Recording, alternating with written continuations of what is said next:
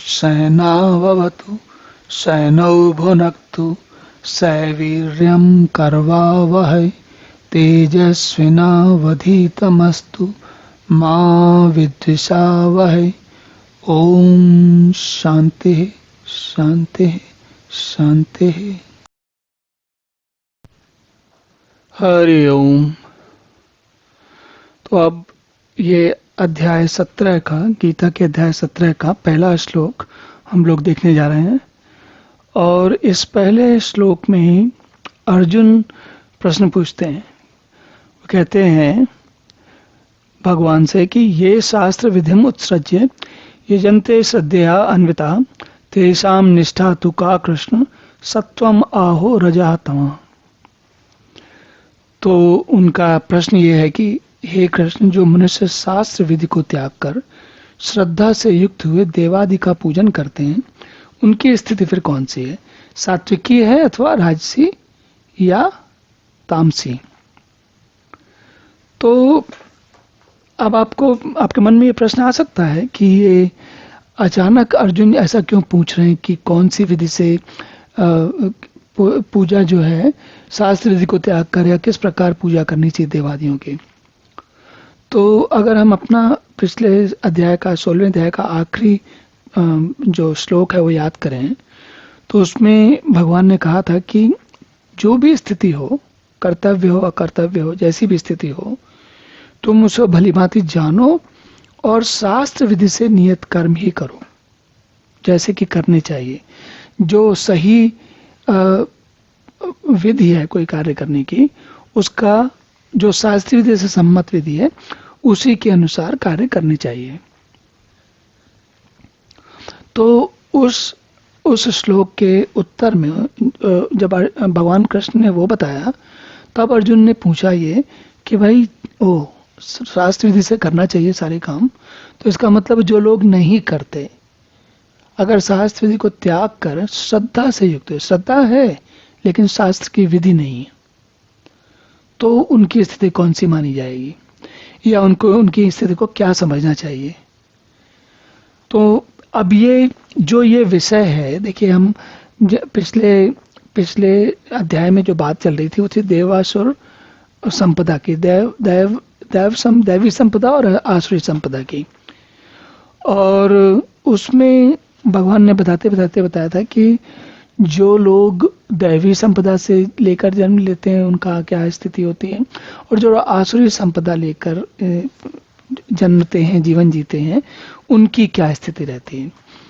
तो उसी को बताते बताते भगवान ने अर्जुन को बताया था कि कौन सा, जो जिस प्रकार की विधि, जिस प्रकार का जीवन व्यक्ति जीता है, उसी प्रकार का उसकी गति होती है, जो अंतिम गति होती है वो उसकी उसी अनुसार होती है।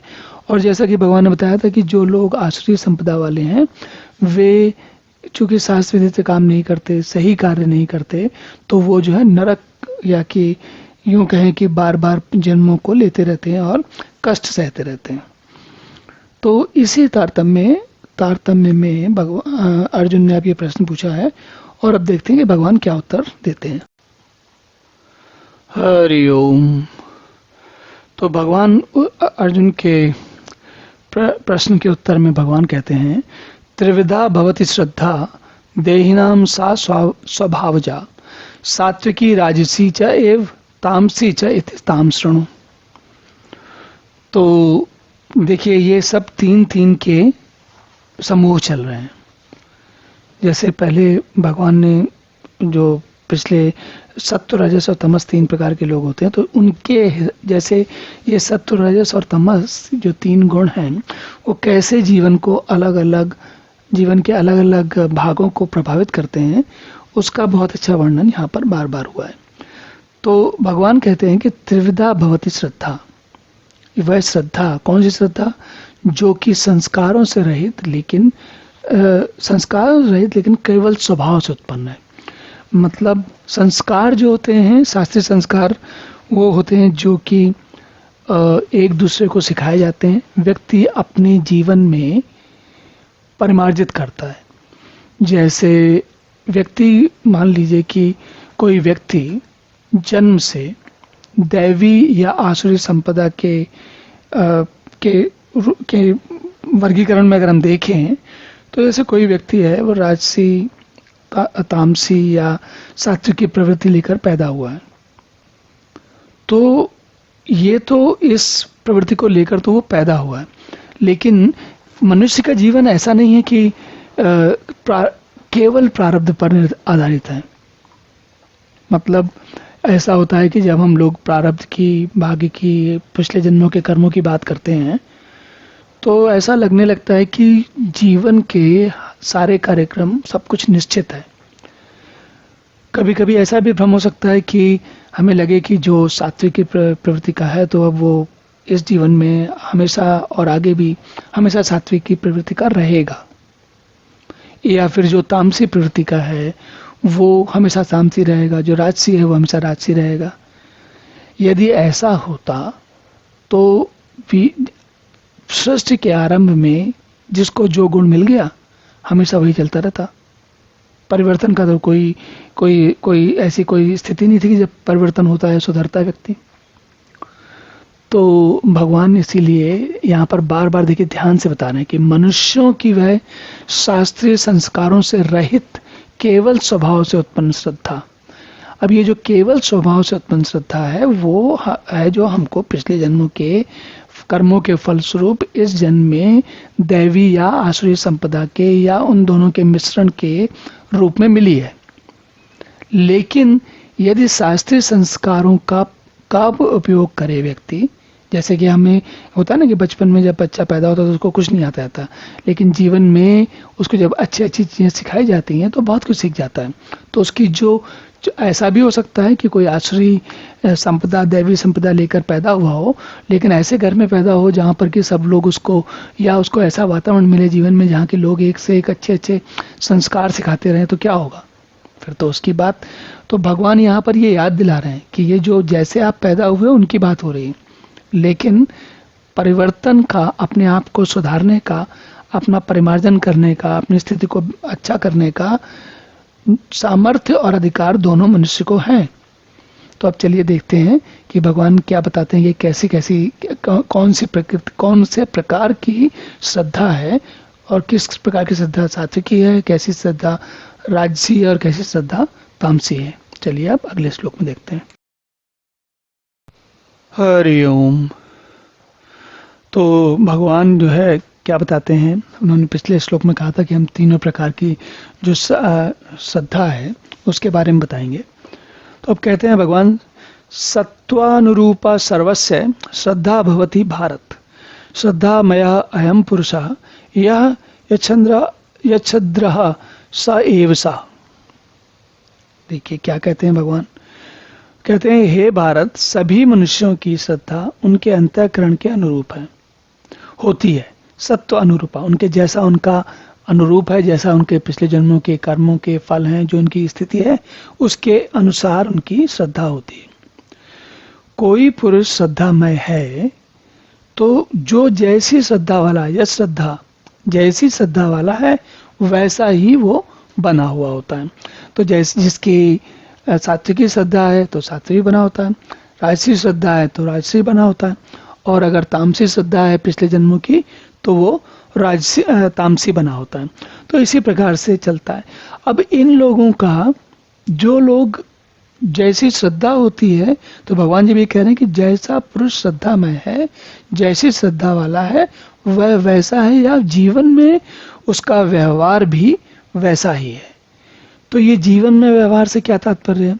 हाँ, तो इसका मतलब ये है कि जैसे हम लोग, मान लीजिए हमारे पिछले जन्मों के कोई कर्म थे और उन कर्मों के फलस्वरूप हमें स्वभावजय श्रद्धा मिली, और श्रद्धा को लेकर हमने किसी विशेष परिवार में जन्म लिया। अब वहाँ पर शास्त्रीय संस्कार विधि है या नहीं है, उनकी कैसी संस्कार विधि है, उनसे जो सीखते हैं उस प्रकार का जीवन मनुष्य का धीरे धीरे समय के साथ बदलता जाता है। जैसे जैसे उसको जैसा वातावरण मिलता है उस प्रकार से वो धीरे धीरे बदलता है। तो कैसे बदलता है, चलिए अब देखते हैं। अगले श्लोक में भगवान बताते हैं कि कैसे बदलता है। हरि ओम। तो भगवान अर्जुन के प्रश्न के बाद जो बता रहे थे कि जिसकी जैसी श्रद्धा होती है उस प्रकार का जीवन उसका होता है। अब यहाँ बताते हैं भगवान कि यजन्ते सात्विका देवान यक्षरांसी राजसाः प्रेतान भूतगणांच अन्ये यजन्ते तामसाः जनाः। तो जैसी जैसी, अब ये कौन सी श्रद्धा वाले लोग किसकी पूजा करते हैं भगवान इसके बारे में बता रहे हैं। और इस बात से हमको विपरीत भी समझना चाहिए। कैसा?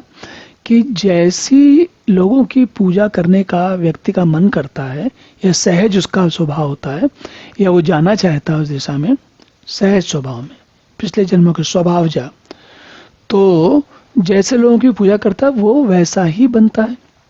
भगवान ने पहले भी कहा और ये तो हमको वैसे भी समझ में आता है। जैसे कोई आज के समय में मान लीजिए कोई क्रिकेट के जो बहुत अच्छा खिलाड़ी है उसका भजन करता रहता है, उसके बारे में सारी जानकारी करता रहता है, हमेशा वो क्या क्या कर रहा है, कैसा कर रहा है, उसकी क्या स्थिति, क्या सीखा, कैसा नहीं है, उसके बारे में हर समय सोचता रहता है। तो ऐसा बालक बहुत अच्छी संभावना है कि वह खुद भी क्रिकेट का खिलाड़ी बनना चाहे।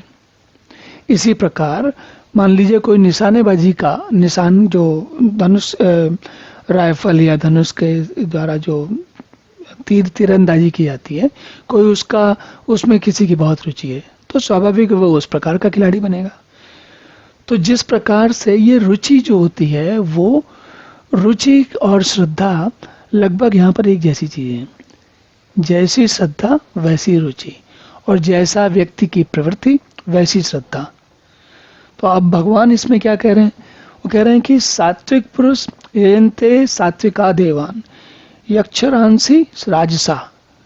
तो जो सात्विक पुरुष हैं वो देवों को पूजते हैं, और जो जो राजसी पुरुष हैं वो यक्ष और राक्षसों को पूजते हैं, और जो अन्य तामसी पुरुष हैं वो किसको पूजते हैं? प्रेत और भूतगणों को। देखिए, तो जो ये श्रद्धा की पूजा है उसमें राजसी पुरुष यक्ष और राक्षसों दोनों को पूजते आते हैं। राक्षसों को हम साधारण जब सोचते हैं राक्षसों के बारे में तो हम यही सोचते हैं कि राक्षसों को तो राक्षस ही पूजते होंगे, लेकिन भगवान कह रहे हैं ऐसा नहीं है। वो कह रहे हैं कि राजसी पुरुष भी यक्ष और राक्षसों को पूजते हैं, और जो तामसी पुरुष हैं जिनको कि कोई काम नहीं करते या कर्मण्य हैं, आलसी हैं, कोई जीवन में उनके कोई दिशा नहीं है, तो ऐसे लोग भगवान कहते हैं कि वे प्रेत और भूत गणों को पूजते हैं। प्रेत और भूत, प्रेत का और भूत दोनों का अर्थ होता है जो मनुष्य के रूप में कभी हुए और बाद में उनकी लीला समाप्त हो गई, जीवन चला गया, तो ये कहा जाता है कि वे प्रेत योनि या भूत योनि में जाते हैं। तो भगवान ये कह रहे हैं कि जो तामसी लोग हैं वो तो भूत प्रेतों की पूजा करते हैं, राजसी यक्ष और राक्षसों की, और जो सात्विक जो पुरुष हैं वो देवों की पूजा करते हैं। चलिए अब आगे देखते हैं कि भगवान क्या बताते हैं। हरि ओम। तो अब भगवान बता रहे हैं कि जो शास्त्र विरुद्ध काम करते हैं लेकिन घोर तप करते हैं उनकी क्या स्थिति होती है। तो भगवान कहते हैं अशास्त्र विहितम घोरम तप्यन्ते ये तपः जनाः दंभा अहंकार संयुक्ता काम राग बलान्विता। तो भगवान कह रहे हैं कि जो मनुष्य शास्त्र विधि से रहित केवल मन कल्पित घोर तप को तपते हैं तथा दंभ और अहंकार से युक्त एवं कामना आसक्ति और बल के अभिमान से भी युक्त हैं, वो लोग कहाँ पहुंचते हैं इसके बारे में भगवान आगे बताते हैं। तो लेकिन ये जो लोग हैं ये कैसे हैं, जरा थोड़ा समझते हैं पहले इनको। आप सोचेंगे कि ये जैसे ऐसे कौन लोग हैं जो शास्त्र विधि से रहित और मन कल्पित घोर तप को तपते हैं।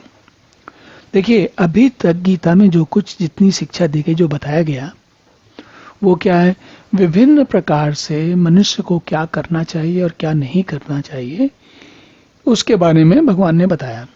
जैसे उन्होंने बताया कि कैसा जन्म लेना चाहिए, अगर दैवी और आसुरी संपदा मिली है तो कैसे, क्या स्थितियां हैं आपकी और कैसे कैसे आपको गुण मिलेंगे, आप उनसे अगर आप सुधरना चाहते हैं, बचना चाहते हैं, तो कुछ और तरीके अपनाने पड़ेंगे।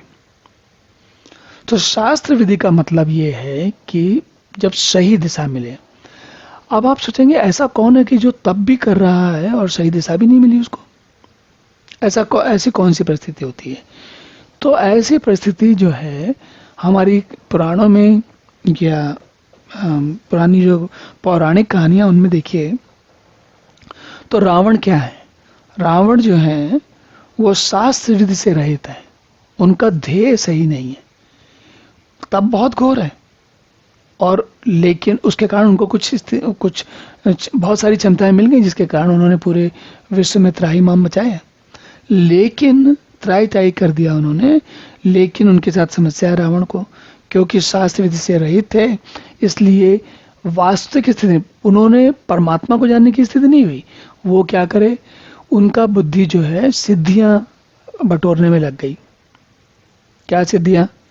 जैसे हमने एक दो बार पहले भी बात की है, ऐसी सिद्धियां जिससे मनुष्य कुछ अभूतपूर्व कोई कार्य कर सके, और वो किस लिए? इसी जन्म में अपने किसी भले के लिए या जीवन में दूसरे के भले के लिए भी, ऐसी बात नहीं है। सिद्धि का विशेष अर्थ ये होता है कोई कार्य ऐसा अभूतपूर्व कार्य जो सामान्यतः मनुष्य की सीमाओं से परे है। तो चूंकि रावण ने घोर तप किया लेकिन शास्त्र विधि से रहित था, तो उनको दंभ, अहंकार, कामना, आसक्ति और विशेषकर बल का अभिमान। रावण को क्या है? अपने बल का बहुत अधिक अभिमान है। तभी तो जब हनुमान जी जब उनके उसमें सभा में जाते हैं तो पहली बार क्या होता है? पहली बार स्थिति यह है कि रावण को उस वक्त नहीं समझ में आ रहा है, इतने बल का अभिमान है कि उनको ये समझ में नहीं आ रहा कि हमको इनके सामने ये कोई विशेष हैं और इनके सामने हमें क्या करना चाहिए। रावण अपने ही दंभ में, अपने ही अहंकार में, अपने ही बल के अभिमान से युक्त हैं, और इसीलिए तो भगवान इसीलिए समझा रहे हैं कि देखिए उनका ऐसी स्थिति वाले। अब ये रावण के अंदर कुछ और भी चीजें हैं, वो सात्विक शास्त्र विधि से रहित तप कर रहे हैं और सात्विक भी नहीं है। तो ऐसी स्थिति में क्या होगा? जो कुछ होगा वो अच्छा नहीं होगा। चलिए अब देखते हैं कि आगे भगवान। हरि ओम। तो हमने देखा था कि पिछले श्लोक में भगवान ने बताया था कि जो शास्त्रीय विधि से रहित जो घोर तप करते हैं उनके साथ क्या होता है? दंभ, अहंकार, बल का अभिमान इत्यादि समस्याएं, ऐसी चीजें, दुर्गुण उनके अंदर आ जाते हैं। अब भगवान आगे कहते हैं कि कर्षयन्ता शरीरस्थम भूतग्रामम अचेतसा माम च एव अंत शरीरस्थम तान विद्धि आसुर निश्चयान। कहते हैं शरीर रूप से स्थित भूत समुदाय और अंतःकरण स्थित मुझ परमात्मा को भी क्रश करने वाले हैं, उन अज्ञानियों को तू आसुर स्वभाव वाले जान। कौन से वाले हैं? जो कि शास्त्र विधि रहित घोर तप कर रहे थे, जो उनके बारे में पिछले श्लोक में भगवान ने बताया था। क्योंकि ये वही लोग थे जो कि तप तो बहुत घोर कर रहे हैं, लेकिन उनकी दिशा जो है वो मतिभ्रम हुआ है, उनका उद्देश्य सही नहीं है। तो भगवान कहते हैं कि ऐसे लोगों को तो तुम असुर उन्हीं को कहते हैं, जिनकी कामनाएं, इच्छाएं इतनी बलवती हो जाती हैं, और वो भी कैसी इच्छाएं? ऐसी इच्छाएं जिसमें कि वो विनाशकारी कार्य करते हैं, भले काम, अच्छे कार्य नहीं करते। जीवन के लिए, प्रकृति के लिए, मनुष्य समुदाय के लिए, सभी के लिए बहुत अधिक कष्ट का कारण बन जाते हैं। तो यहाँ पर जैसे देखिए ना, जो भी लोग हैं, इन अज्ञानियों को भगवान कह रहे हैं कि इन अज्ञानियों को तुम आसुर स्वभाव वाले जानो। कौन से? जो और ये इतने आसुरी हैं कि ये भूत समुदाय को क्रस करते हैं, और पर अंदर जो भगवान, यहाँ पे जो भगवान कह रहे हैं कि परमात्मा को भी क्रश करने वाले हैं, उनको भी पीछे छोड़ देने वाले हैं, उनको भी दबा लेने वाले हैं। तो आपके मन में ये प्रश्न उठ सकता है कि परमात्मा को दबा ले सकते हैं? ऐसा कौन हो सकता है? परमात्मा सर्वज्ञ सर्वशक्तिमान है, तो उनको कैसे दबा सकते हैं? तो यहाँ पर भगवान का तात्पर्य ये है कि अपने आसुरी स्वभाव के कारण वे अपने अंतर मन की कोई आवाज उनको समझ में नहीं आती, कोई अच्छी चीज उनको बात समझ में नहीं आती। उनका सारा का सारा ध्यान, सारा का सारा जो उनका मन का रुझाव या जीवनचर्या वो आसुरी प्रवृत्तियों में और आसुरी कार्यों में ही बनी रहती है। चलिए अब अगला श्लोक देखते हैं। हरि ओम। तो अब भगवान आगे कहते हैं, आहारः तु अपि सर्वस्य त्रिविधः भवति प्रियः यज्ञः तपः तथा दानं तेषां भेदम इमं शृणु। तो कहते हैं, भगवान कह रहे हैं कि आहार तो सभी के लिए, जैसे भगवान ने पिछले श्लोक में तपों के बारे में बताया, किस प्रकार का तप करना चाहिए और किस प्रकार का तप नहीं करना चाहिए, और विशेषकर उन्होंने घोर तप की निंदा की। घोर तप का अर्थ इसलिए था क्योंकि घोर तप का जो संबंध है वो उन प्रकार के व्यक्तियों से है जैसे कि रावण। तो उन्होंने घोर तप इसलिए नहीं किया क्योंकि वो कोई आध्यात्मिक प्रगति करना चाहते थे, बल्कि वे संसार पर विजय करना चाहते थे, अन्य मनुष्यों के लिए कष्ट का कारण बनना चाहते थे। तो भगवान यहाँ पर बता रहे हैं कि घोर तप ऐसा तप जिसकी दिशा सही नहीं है। घोर तप से अधिक समस्या है दिशा सही नहीं होनी चाहिए, यानी तप किस काम के लिए कर रहे हैं। और तप को हमने समझा था कि तप जो है ऐसा मन में कोई भाव या विचार है जो आपके मन में घर कर गया है और वो आपको लगातार उसी दिशा में ले जाता है। तो जैसे कोई ओलंपिक का खिलाड़ी अपनी तैयारी करता है तो वो भी तप है। कोई विद्यार्थी किसी अच्छे कॉलेज में एडमिशन करने के लिए तैयारी करता है तो वो भी तप है। कोई वकील या कोई पत्रकार या कोई नेता या कोई इंजीनियर कोई विशेष काम करता है, कोई डॉक्टर कोई विशेष कार्य करता है, तो वो सारे तप हैं।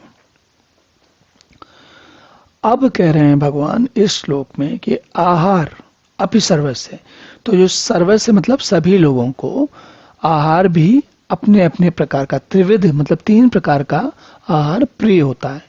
और इसी प्रकार जो यज्ञ, तप और दान, ये तीनों भी अलग अलग प्रकार के लोगों को प्रिय होते हैं। आप सोचेंगे कि आज के समय में कौन यज्ञ करता है, कौन तप करता है।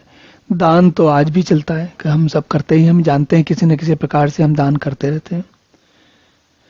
तो ऐसा लगता है इसको सुनने के बाद कि कुछ ऐसी बात हो रही है, किसी और समय की बात हो रही है जो काम आज नहीं होते, जबकि ऐसा है नहीं। आप देखिए जीवन में ये सारे काम अभी भी वैसे ही होते हैं। जैसे हमारी पौराणिक कथाओं में लिखा रहता है कि कोई व्यक्ति पहाड़ों पर, हिमालय पर, कहीं जंगल में, कहीं एकांत में चला गया और साधना कर रहा है, तो हम सामान्यतः उसी को तप मानते हैं। और कहीं वेदी जला के, अग्नि जला के, विधिवत क्रिया करते हुए कुछ मंत्रों को उच्चारण कर रहा है, तो वही यज्ञ है। और दान के विषय में तो कहना क्या, जैसे कि जो कुछ जिसको अच्छा लगता है, जो आपके पास अधिक होता है या आप दूसरों को देना चाहते हो, वो सभी दान है। तो दान समझ में आता है लेकिन यज्ञ और तप समझ में नहीं आता। लेकिन ऐसा है नहीं, यज्ञ और तप और दोनों ही आज भी वैसे ही हैं जैसे कि पहले होते थे। तप के बारे में तो हमने बात कर ली, अब यज्ञ के बारे में भी थोड़ी बात करते हैं। यज्ञ जो होता है, जो जिसे हम वेदी पर एक चौकोर आकार का वेदी बनाकर अग्नि लकड़ियां लगाकर और उनमें घी और अग्नि और आहुति देते हुए जो प्रक्रिया करते हैं, वह यज्ञ का एक स्वरूप है।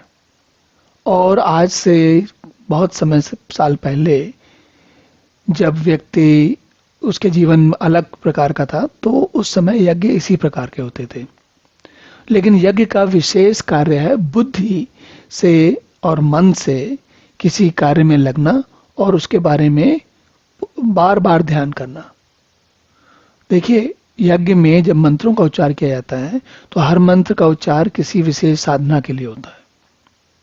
अब आप आज के समय के जीवन से लगाइए, हम यज्ञ की वेदी भले न जलाएं, लेकिन जब कोई विद्यार्थी वो NEET मेडिकल या इंजीनियरिंग के एग्ज़ाम की परीक्षा की तैयारी करता है तो क्या करता है, वह बार बार उसी उसी के लिए उसी के विशेष प्रकार से अलग अलग पुस्तकों से, अलग अलग साधनों से और जहाँ से उसको मिलता है वहाँ से सामग्री तैयार करता है, ताकि वो उस विषय के बारे में इतना अच्छी तरीके से जान सके कि पहले तो परीक्षा में उत्तीर्ण हो और उसके बाद आगे कार्य में भी सफल हो।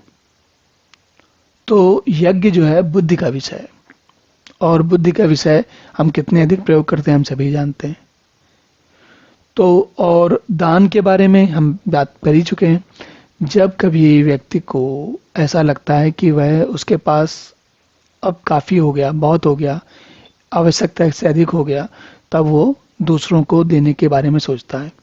और यह दान की मुख्यतः प्रक्रिया है, अलग अलग प्रकार से होती है। चलिए अब अगले श्लोक में देखते हैं कि भगवान इनके भेदों के बारे में किस प्रकार बताते हैं। हरि ओम।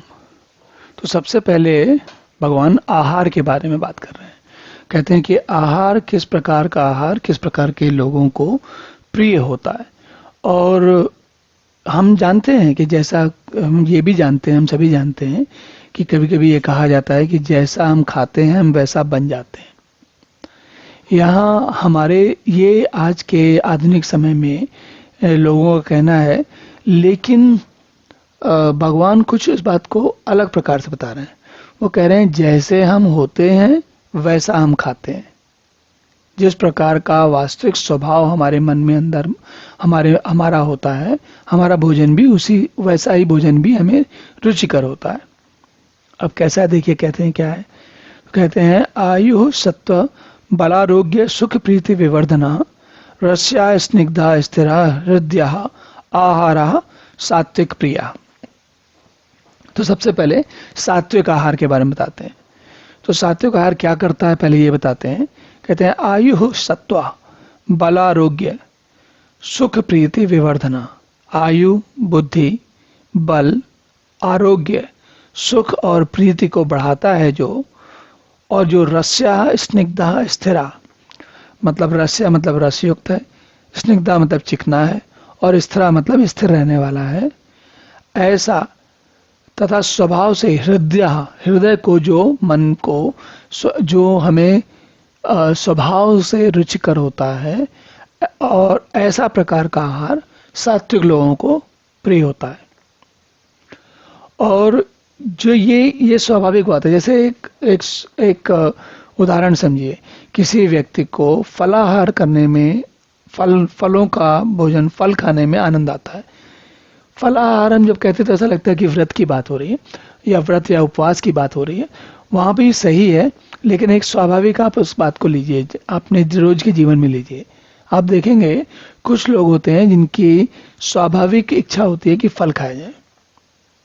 अब उनके पास धन इस बात के लिए कि नहीं, वो तो खैर उससे तो पता चलता ही है, लेकिन मान लीजिए कि धन आपके पास है, धन की समस्या नहीं है, फल खाना हो या फल ना खाना हो, दोनों प्रकार के भोजन के लिए आपके पास साधन है। तो होने के बाद, और ये बात आप इस बात को ऐसे देख सकते हैं, जैसे आपके घर में कोई बच्चा, बालक बालिका है, तो आप देखेंगे कुछ बच्चों को फल पसंद आते हैं और कुछ बच्चों को फल पसंद नहीं आते। मतलब नहीं आते हैं का मतलब, वो फलों की बात करो तो वो भाग जाते हैं दूर, खाते नहीं है। तो जो फलों का जो स्थिति है भोजन में, वह क्यों विशेष है। देखिए, फल जो होते हैं ज़्यादा देर तो टिकते नहीं है। उनका ऐसा नहीं होता कि फल पेड़ से गिरा, कच्चा फल नहीं खाया जा सकता, और बहुत पका फल भी बेकार हो जाता है। तो एक सही समय पर खाया जाता है। अब फल की विशेषता क्या होती है कि जब सही समय पर खाया गया फल हमारे लिए सबसे अधिक स्वास्थ्यवर्धक होता है। अब आज के समय में हम जानते हैं कि फलों को जेनेटिकली उनको बदला जाता है, उनके आनुवंशिक गुण बदले जाते हैं ताकि फल ज़्यादा समय तक जीवित रह सकें और वो अच्छे सुंदर दिखते रहें। तो ये विज्ञान की प्रकृति है, और ये इससे इन चीज़ों से हम बच नहीं पाएंगे। इनसे बचने के बारे में सोचना नहीं चाहिए। लेकिन जो मिल रहा है उसमें क्या खाया जा सकता है उसकी बात हो रही है। तो अगर फलों की प्रकृति को बदला नहीं गया है तो फल या जो रस युक्त, भाई रस किसमें है, फलों में है, और चिकने और स्थिर रहने वाले, जो बार बार, जो सही समय पर बिना किसी को, प्रकृति के बिना और किसी अंग को छेड़े बिना, उसके साथ कुछ किए बिना जो भोजन किया जाता है, वैसा भोजन सात्विक लोगों को स्वभावतः प्रिय होता है। तो जैसे मैंने फलों का उदाहरण दिया, तो फलों का उदाहरण देने के पीछे उद्देश्य बात यही थी, उसके पीछे हमें यही समझना चाहिए कि फल, पका हुआ फल वो ऐसी स्थिति में होता है कि अब उसके बाद वो खराब होने वाला है, उसके पहले वो काम का नहीं होता, और वह जो है हमारे शरीर के लिए, मन के लिए और बुद्धि के लिए और सत्व गुण के लिए सर्वाधिक उपयोगी होता है। चलिए अब देखते हैं अगले अगले श्लोक में भगवान क्या कहते हैं। हरिओम। तो अब भगवान दूसरे प्रकार के भोजन के बारे में बताते हैं। कहते हैं कट्वाम्ल लवणात्युष्ण तीक्ष्ण रूक्ष विधायिनः आहारा राजसस्य इष्टाः दुख शोक कामयः प्रदाः। तो कहते हैं भगवान कि कड़वे, कटु, अम्ल, लवण, अति बहुत ज्यादा लवणयातुष्ण, मतलब जैसे कि लवण जिनमें, जो कि लवण मतलब नमक जिनमें ज्यादा लगा हो पड़ा हुआ है, तीक्ष्ण गरम तीखे, रूक्ष विधायिना जो रूखे और दाह कारक, जिनसे अग्नि ज्यादा उत्पन्न होती है, दाह कारक, वो सारे जो हैं, ऐसे सारे आहार जो हैं वो राजस भोजन के होते हैं, मतलब कि रजस भोजन के होते हैं, रजस गुण के होते हैं, और जिनको प्रिय होते हैं, राजा इष्टः। तो भगवान कह रहे हैं कि ऐसे जो आहार जिनको प्रिय होता है वो लोग राजस पुरुष होते हैं, रजस गुण से प्रेरित होते हैं। तो ऐसा क्यों? ऐसा इसलिए है, देखिए, कड़वे, खट्टे, लवण युक्त, बहुत गर्म, तीखे, रूखे, दाह कारक और दुख तथा चिंता और रोगों को उत्पन्न करने वाले आहार। अब ये दुख, चिंता और रोगों को उत्पन्न करने वाले आहार को हम बाद में देखते हैं, पहले हम इनके स्वाद को देखते हैं। तो स्वाद का क्या है? कड़वे, खट्टे, लवण युक्त, बहुत गर्म, तीखे, रूखे, दाह कारक। तो ये जितने भी गुण हैं ये सारे क्या हैं? ये हमारे शरीर को उत्तेजित करते हैं, उद्वेलित करते हैं, और न केवल उत्तेजित नहीं करते, उद्वेलित भी करते हैं, और साथ ही साथ ये इनका एक और समस्या है, ये चिंता और रोगों को उत्पन्न करते हैं। तो ऐसा क्यों होता है? देखिए, जिन लोगों ने थोड़ा भी आयुर्वेद जाना है वे जानते हैं कि आयुर्वेद में 3 प्रकार के त्रिदोष कहलाते हैं, और उन तीनों दोषों का, इस प्रकार का भोजन उन दोषों को बढ़ा देता है, और बढ़ा देता है तो दुख और चिंता और रोग उत्पन्न करता है। जब हम खाने जाते हैं, इस प्रकार का भोजन हम खाने जाते हैं, तो क्या होता है, जो जिह्वा का, जीभ में जो स्वाद आता है, या उसके हेतु के लिए, उसको पूरा करने के लिए, उस चाहत को, उस इच्छा को पूरा करने के लिए हम इस प्रकार का भोजन करते हैं। नहीं तो सामान्य परिस्थिति में इस प्रकार के भोजन की कोई ऐसी विशेष आवश्यकता नहीं है। आप देखेंगे कड़वा या खट्टा खाने का मन कब होता है व्यक्ति का? जब उसके मन में कुछ ऐसी स्थिति होती है, मन में कभी ऐसी स्थिति होती है, मन के अंदर भाव चल रहे होते हैं, और उनको व्यक्ति कड़वा खा के पूरा करता है, या खट्टा खा के पूरा करता है, या नमकीन बहुत लवण युक्त खा के पूरा करता है, या फिर उसे ये जो गरम वाले होते हैं, तीखे, रूखे होते हैं, ये तो विशेष स्थिति में थोड़ी मात्रा में खाए जा सकते हैं। जैसे मान लीजिए कि बहुत ठंड हो रही है, और उतनी ठंड के समय में कोई विशेष ऐसी चीज खाई जाए जिससे कि थोड़ा शरीर का जो त्रिदोष है या तापमान है वो ठीक रहे, तब तो ठीक है। लेकिन सामान्य परिस्थितियों में केवल स्वाद के लिए अगर खाए जाए तो क्या करेंगे? ये दुख, चिंता और रोग उत्पन्न करते हैं। और लेकिन ऐसे आहार किसको प्रिय होते हैं? भगवान कह रहे हैं जिसके अंदर रजस गुण बहुत बढ़ा हुआ है। और हमने देखा कि रजस गुण सामान्यतः हम सभी के अंदर आज के समय में जो सामान्य परिस्थितियों में रहने वाले लोग बाग हैं, हम सभी जो मध्यम वर्गीय सामान्य परिस्थितियों में रहने वाले लोग बाग हैं, उनके अंदर सबसे अधिक रजस गुण ही होता है। तो ये वाला जो है, ये श्लोक, जो 9वां श्लोक है, ये समझिए हम सभी के ऊपर यही लगता है सबसे अधिक, क्योंकि हमारा आज के समय का अधिकांश भोजन, अधिकांश समय जो किया जाने वाला भोजन है, वो इसी प्रकार का होता है। तो इससे हमें पता चलता है कि आज के समय के अधिकांश लोग रजोगुण से प्रेरित होते हैं। चलिए अब अगला श्लोक देखते हैं। हरिओम। तो जैसा कि हमने पिछले 2 श्लोकों में देखा कि सत्वगुण से जो प्रभावित लोग हैं उनका भोजन कैसा है, और रजस गुण से प्रभावित लोग हैं उनका भोजन कैसा है, तो इससे हमें कुछ कुछ अनुमान लग जाता है कि जो तमस गुण से प्रभावित होते हैं लोग, उनका भोजन कैसा होगा। और इसीलिए भगवान कहते हैं, यात यामम गतरसम पूति पर्युषतम चयत उच्छिष्टम अपिच अमेध्यम भोजनम तामस प्रियम। कहते हैं यात यामम, जो भोजन अधपका, यात यामम अधपका, और गत रसम जिसका रस खत्म हो गया है, सूख गया है, पूति मतलब दुर्गंध युक्त, दुर्गंध मतलब जिसमें थोड़ा पुराना जब जैसे भोजन हो जाता है ना, तो उसमें एक अलग प्रकार की उसकी गंध हो जाती है। पर्युषितम बासी मतलब आज नहीं कल का, परसों का, 2 दिन का पुराना खाना। और उच्छिष्टम जो जिसके जो पोषित करने वाले तत्व हैं वो कम हो जाते हैं, और जो अपवित्र हो जाता है, ऐसा भोजन अमेध्यम मतलब जो अपवित्र हो जाता है, वो ऐसा भोजन तामस पुरुष को प्रिय होता है। अब मैं नहीं समझता कि ऐसा भोजन, इस प्रकार का भोजन आज के समय में कोई हर समय करता होगा, मतलब सुबह भी करे, शाम को भी करे, दोपहर में भी करे, रात में भी करे, ऐसा नहीं होता। लेकिन ऐसा भोजन कभी कभी हमारे जीवन में जरूर आता है। कभी कभी ऐसा हो जाता है कि दिन में खाना बना और भोजन बनाया गया और रात में वो नहीं खाया गया, तो फिर अगले दिन या कुछ बच गया। अब आज जो सुबह खाना बना वो शाम को कुछ और खाना बना, तो ये सुबह का फिर शाम का दोनों बच गए।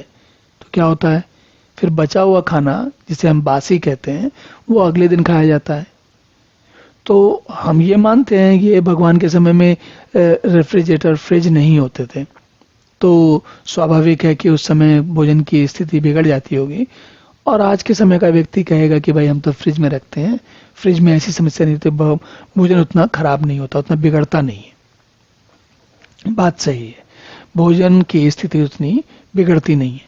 लेकिन आप सोच कर देखिए कि जो चीज आप तुरंत बनाकर खाकर उसको समाप्त कर सकते हो, उसको ऐसी स्थिति उत्पन्न क्यों होनी चाहिए कि फ्रिज में रखें और फ्रिज में बना हुआ फिर अगले दिन खाएं। तो ऐसा हम अगर इस प्रश्न का बड़ा सीधा सा उत्तर है कि आज के समय में हम सभी का जीवन कुछ ऐसा चल रहा है कि हमारे पास इतना समय नहीं है कि हम हर अलग अलग बार खाना बना सकें या उसकी व्यवस्था कर सकें।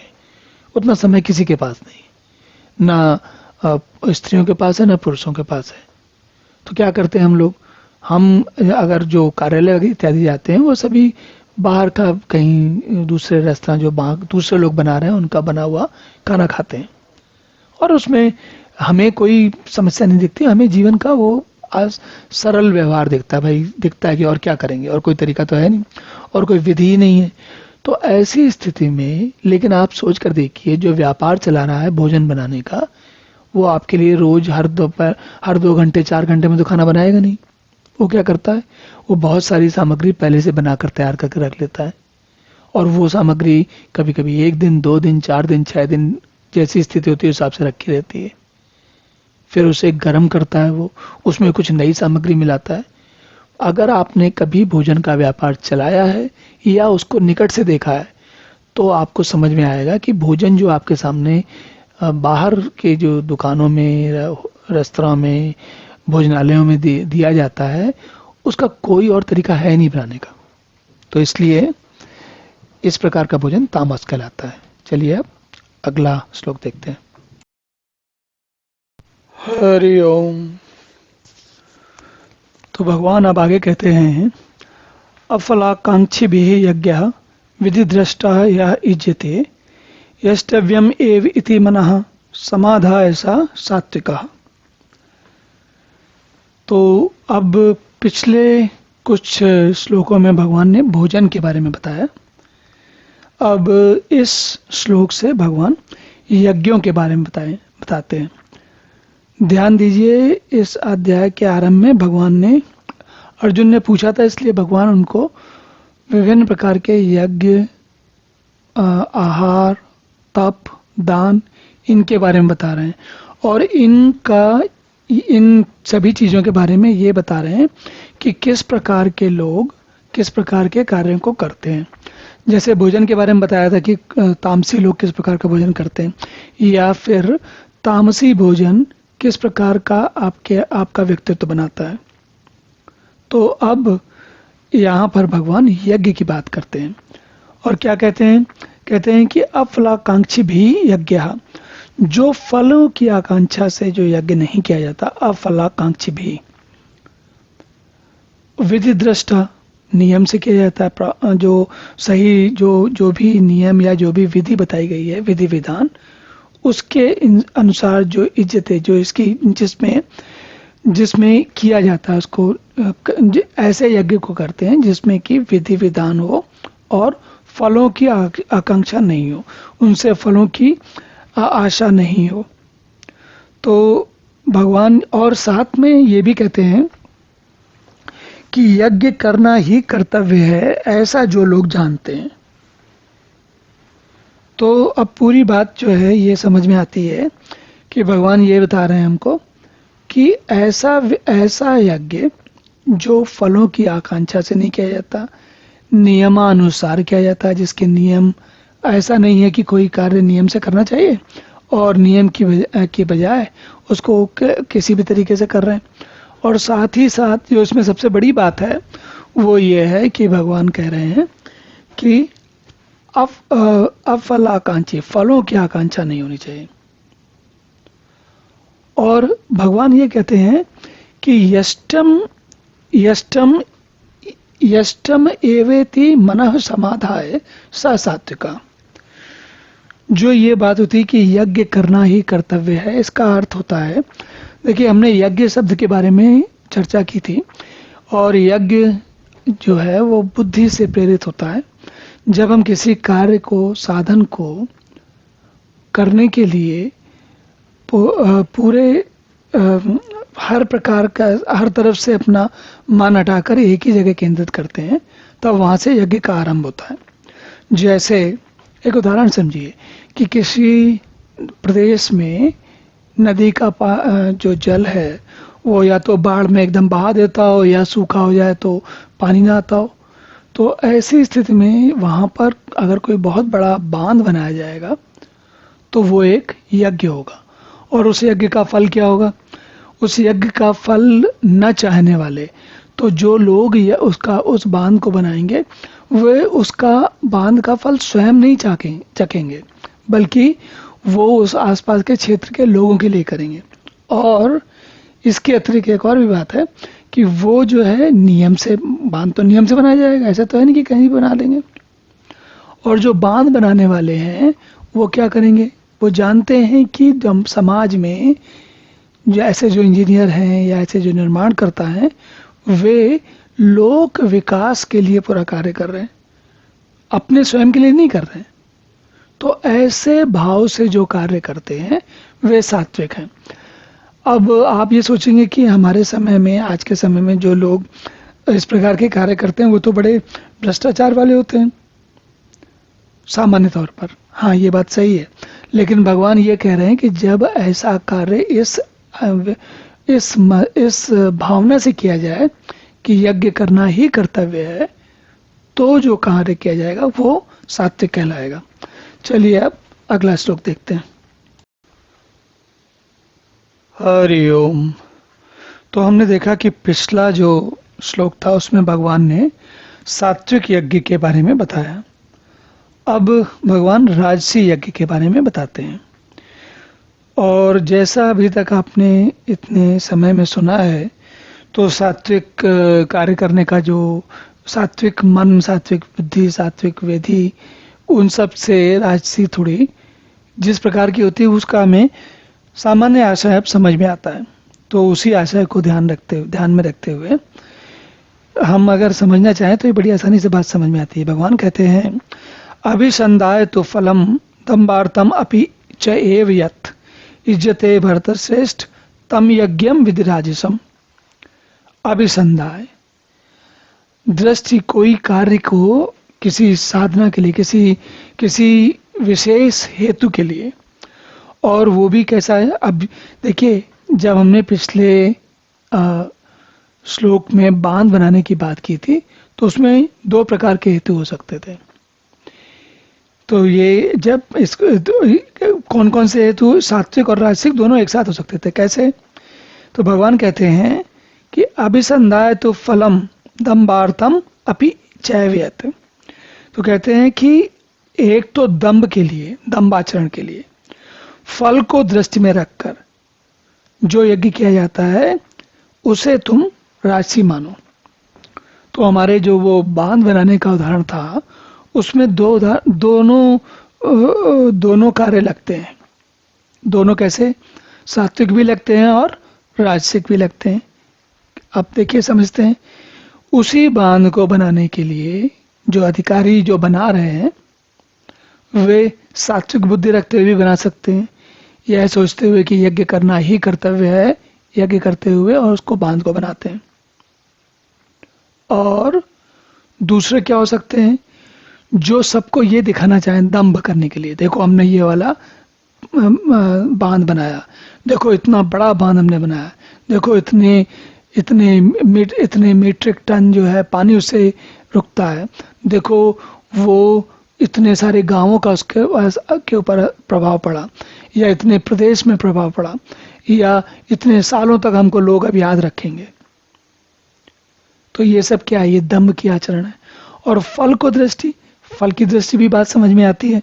आप हम सभी जानते हैं, आज के समय में कार्य करने वाले जो भी ठेकेदार हैं, जो भी इंजीनियर हैं, जो भी कार्यकर्ता हैं, उनसे बड़ी कठिनाई से ये उम्मीद होती है कि वे जो है बगैर भ्रष्टाचार के काम करेंगे। तो उनका फल का क्या होता है? उनका फल ये होता है कि ये बांध कुछ 1000 करोड़ या 4000 करोड़ या ऐसे किसी बहुत बड़े राशि में बनेगा, तो उसमें से 10-5 करोड़ तो हमको भी मिल जाएंगे। तो फल क्या है? उनके लिए बांध बनना फल नहीं है, उनके लिए 10-5 करोड़ अपने लिए मिल जाना वो फल है। तो इस प्रकार का यज्ञ जो किया जाता है, इस प्रकार के भावना से जो कार्य किया जाता है, उसे राजसी यज्ञ कहते हैं, जिसमें व्यक्ति, और ये हम आज के अधिकारियों को बता रहे हैं क्योंकि हम सब लोग जानते हैं, लेकिन आज से पहले भी नेता, राजा और बाकी सब लोग हैं। जैसे भारत में जितने समय तक अंग्रेज रहे तो वो ये कहते थे, जाने के बाद भी कहते थे कि हमने रेलों की पटरियां बिछाई ताकि भारत के लोगों को सभ्य बना सकें। जबकि वास्तविकता ये थी कि वो उन्होंने रेलों की पटरियां इसलिए बनाई कि उनका कच्चा माल आया जाए, सामान फटाफट बने और ज़्यादा से ज़्यादा पैसा वो कमा सकें। विश्व में वो सामान बेचकर भारत में मजदूरी करवाएं, बनवाएं और पूरे विश्व में बेचें। क्योंकि वो भारत का जो पहले वाला सोना था वो तो पहले ही ले गए थे वो सब। अब जब सोना ले गए तो अब आगे कैसे निकालेंगे पैसा? जैसे आज के समय में स्टॉक मार्केट में क्या होता है, कोई भी कंपनी कितनी भी बड़ी क्यों नहीं हो, उसके स्टॉक में लोग पैसा तभी लगाते हैं जबकि वो कुछ और मुनाफा दिखाए। कंपनी बड़ी होने से नहीं फर्क पड़ता, बल्कि उसका इस महीने का, हफ्ते का, साल का मुनाफा कैसे चल रहा है उसके हिसाब से लोग पैसा लगाते हैं। तो ये दोनों स्थितियां क्या है? ये फल को दृष्टि में रख के किए गए यज्ञ। कोई भी सार्वजनिक कार्य जब किया जाए उसके पीछे हेतु क्या है? यदि हेतु अपने लिए व्यक्तिगत कोई स्वार्थ साधना है तो फिर राजसी है, और अगर केवल समाज के उद्धार के लिए, समाज की सुविधा के लिए, समाज की अच्छी स्थिति बनाने के लिए किया जा रहा है तो वो सात्विक यज्ञ है। चलिए अब अगला श्लोक देखते हैं। हरि ओम। तो जैसे हमने सात्विक यज्ञ और राजसिक यज्ञ देख लिए, तो अब हमको समझ में आता है कि तामसिक यज्ञ तो उससे उसकी रूपरेखा पहले ही समझ में आने लगती है। क्या कहते हैं? विधिहीनम असृष्टान्नम मंत्रहीनम अदक्षिणम श्रद्धा विरहितम यज्ञम तामसम परिचक्षते। भगवान कहते हैं शास्त्र विधि से हीन, अन्नदान से रहित, बिना मंत्रों के, बिना दक्षिणा के अदक्षिणम, श्रद्धा विरहितम, बिना श्रद्धा के किए जाने वाले यज्ञ को तामस यज्ञ कहते हैं। तो तामस यज्ञ का सबसे अच्छा उदाहरण, दो उदाहरण तो आप स्वयं ही याद कर सकते हैं। जब आप देखें कि लंका कांड में, रामायण में या रामचरितमानस में लंका कांड में जब युद्ध चल रहा है, तो युद्ध के बीच में मेघनाथ और रावण दोनों युद्ध के बीच से भाग जाते हैं और जाके एक यज्ञ करने लगते हैं। क्या यज्ञ कर रहे हैं? शास्त्र विधि से हीन, अन्नदान से रहित रावण या मेघनाथ जो यज्ञ कर रहे हैं उसमें अन्नदान थोड़ी किसी को देने वाले हैं। बिना मंत्रों के, मंत्र भी नहीं। मंत्रों की विशेषता क्या होती है? मंत्र किसी विशेष मंतव्य को बताते हैं। कोई ऐसी, जैसे हम आज के समय में कहते हैं ना कि कोई मनौती होती है, जिसको हम मनौती बोलते हैं, या तो मनौती का मतलब क्या होता है? हमने मन में माना है कि किसी ये काम हो जाए, अच्छा हो तब करें। तो देखिए रावण और मेघनाथ, वो उनके मंत्र भी ऐसे हैं जो कि किसी के भले के लिए नहीं है। तो भगवान कह रहे हैं कि बिना मंत्रों के और बिना दक्षिणा के और बिना श्रद्धा के। दक्षिणा मतलब कोई भी यज्ञ किया जाता है तो जब यज्ञ करने वाले को, यज्ञ करने में सहायता करने वाले जो होते हैं, जो लोग आपके लिए यज्ञ कर रहे होते हैं, कोई यज्ञ अकेला तो करता नहीं। जैसे बांध बनाया जाता है तो कोई एक व्यक्ति तो बनाता नहीं, सब लोग, कई सारे लोग मिलके बनाते हैं। और उसमें से कई ऐसे लोग होते हैं, उस आसपास के समाज के जो लोग होते हैं, वे लोगों को प्रेरित करते हैं कि भाई ये बांध बनना चाहिए यहाँ पर, उनकी आवश्यकता के लिए। तो दक्षिणा किसको जाएगी? दक्षिणा तो समाज को जाएगी। लेकिन हम क्या देखते हैं? हम तो देखते हैं कि लोग समाज से लूटने की कोशिश में रहते हैं, क्या प्रयास करते रहते हैं। तो और साथ में बिना श्रद्धा के, यहाँ पर श्रद्धा की बात कहाँ से आ गई? तो श्रद्धा की बात ये होती है कि जब आप अच्छे हेतु के लिए, अब एक क्षण के लिए सोचिए कि पिछले कई श्लोकों में भगवान ने जब श्रद्धा के बारे में बताया था तो उन्होंने क्या बताया था? सात्विक श्रद्धा, राजसिक श्रद्धा और तामसिक श्रद्धा। सात्विक श्रद्धा क्या है? जो सबसे उत्कृष्ट कार्य के लिए की जाए। और तामसिक श्रद्धा क्या है? जो कि सबसे, जिसमें रुझान और उसका फल दोनों ही तामसिक हो। तो तामसिक यज्ञ में, जैसे हमने देखा था कि तामसिक यज्ञ में, तामसिक आहार में और तामसिक श्रद्धा में, सभी में क्या था? व्यक्ति का जो मूलभूत इच्छा थी वो अच्छी नहीं थी, वो वही तामसिक थी, तो उसका फल भी तामसिक होगा। इसीलिए इस प्रकार के यज्ञ से जो उत्पत्ति होगी, जो कुछ भी होगा, वो अच्छा नहीं माना जाएगा। चलिए अब अगला श्लोक देखते हैं। हरि ओम। तो पिछले 3 श्लोकों में भगवान ने यज्ञ के बारे में बताया। अब भगवान तप के बारे में बताते हैं। और तप के बारे में सबसे पहला जो तप बताते हैं वह है शारीरिक तप। शारीरिक तप कैसा होता है उसके बारे में भगवान बताते हैं। देव द्विज गुरु प्राज्ञ पूजनम, शौचम आर्जवम, ब्रह्मचर्यम अहिंसा च शारीरम तपः उच्यते। तो सबसे पहला तप जो है शारीरिक तप है। उसमें क्या कहते हैं? देव द्विज गुरु प्राज्ञ पूजनम, शौचम आर्जवम। देव द्विज, देव मतलब देवता, द्विज मतलब ब्राह्मण, गुरु मतलब गुरु तो सभी लोग जानते हैं। प्राज्ञ पूजनम, प्राज्ञ मतलब ज्ञानी, जो लोग ज्ञानी विद्वान लोग हैं उनका पूजन करना। उनकी पूजा करने का अर्थ होता है उनका ध्यान करना, उनके बारे में सोचना और उनके जैसा वे करते हैं वैसा ही करने की इच्छा रखना। तो एक तो हुआ देव द्विज गुरु प्राज्ञ पूजनम, फिर हुआ शौचम। शौचम का मतलब है पवित्र, शौच का मतलब होता है पवित्र करना, पवित्र होना या पवित्र करना या पवित्र होना। और आर्जवम उसका मतलब सरलता, ब्रह्मचर्यम ब्रह्मचर्य, और अहिंसा, अहिंसा का मतलब है ऐसी स्थिति, शारीरिक स्थिति ऐसी उत्पन्न होना जिसमें कि किसी के लिए हिंसा ना करें। एक तो शारीरिक हिंसा की बात होती है, और दूसरी ऐसी हिंसा के जो अर्थ होते हैं वो कभी कभी लोग बाग उसको ऐसा सोचते हैं कि अहिंसा का एक ही मतलब है, अहिंसा मतलब हिंसा नहीं। अब हिंसा जब भी, जहां पर भी हिंसा हो सकती है वहां पर हिंसा न करना ही अहिंसा है। तो हमें इस बड़ी सरल भाषा में अहिंसा को समझना चाहिए, नहीं तो कभी कभी हम लोग जैसा लोक में प्रचलित है उस हिसाब से अहिंसा शब्द के प्रति हम कुछ अलग भावना रखते हैं। और अहिंसा और शरीर, तो अहिंसा, अहिंसा जो है शरीर से संबंधित अधिक मानी जाती है। हिंसा और अहिंसा दोनों शरीर से अधिक समझी जाती हैं। तो भगवान क्या कह रहे हैं कि इन सभी चीजों में जो जिसमें जिस तप में ये गुण हो, कौन कौन से, देवता ब्राह्मण गुरु और ज्ञानी जनों का पूजन, पवित्रता, सरलता, ब्रह्मचर्य और अहिंसा, तब ये जो इस प्रकार का जो शरीरधारी है, जो व्यक्ति ऐसा कार्य करता है उसका वो जो तप करता है, इन कामों को करते हैं, उसको शरीर संबंधी तप कहा जाता है।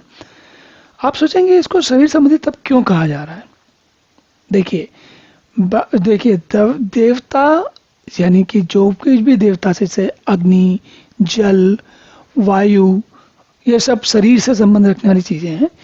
वो और इसी प्रकार ब्राह्मण मतलब कि जो ऐसा साफ सुथरा समझदारी से अच्छे प्रकार से काम करने वाला व्यक्ति ब्राह्मण होता है। इसी प्रकार गुरु, गुरु जो है वो आपको शारीरिक रूप में मिलते हैं, शरीर से ही, जब आपका एक गुरु का शरीर होता है, और अगर शरीर ना हो तो वो गुरु नहीं कहलाता।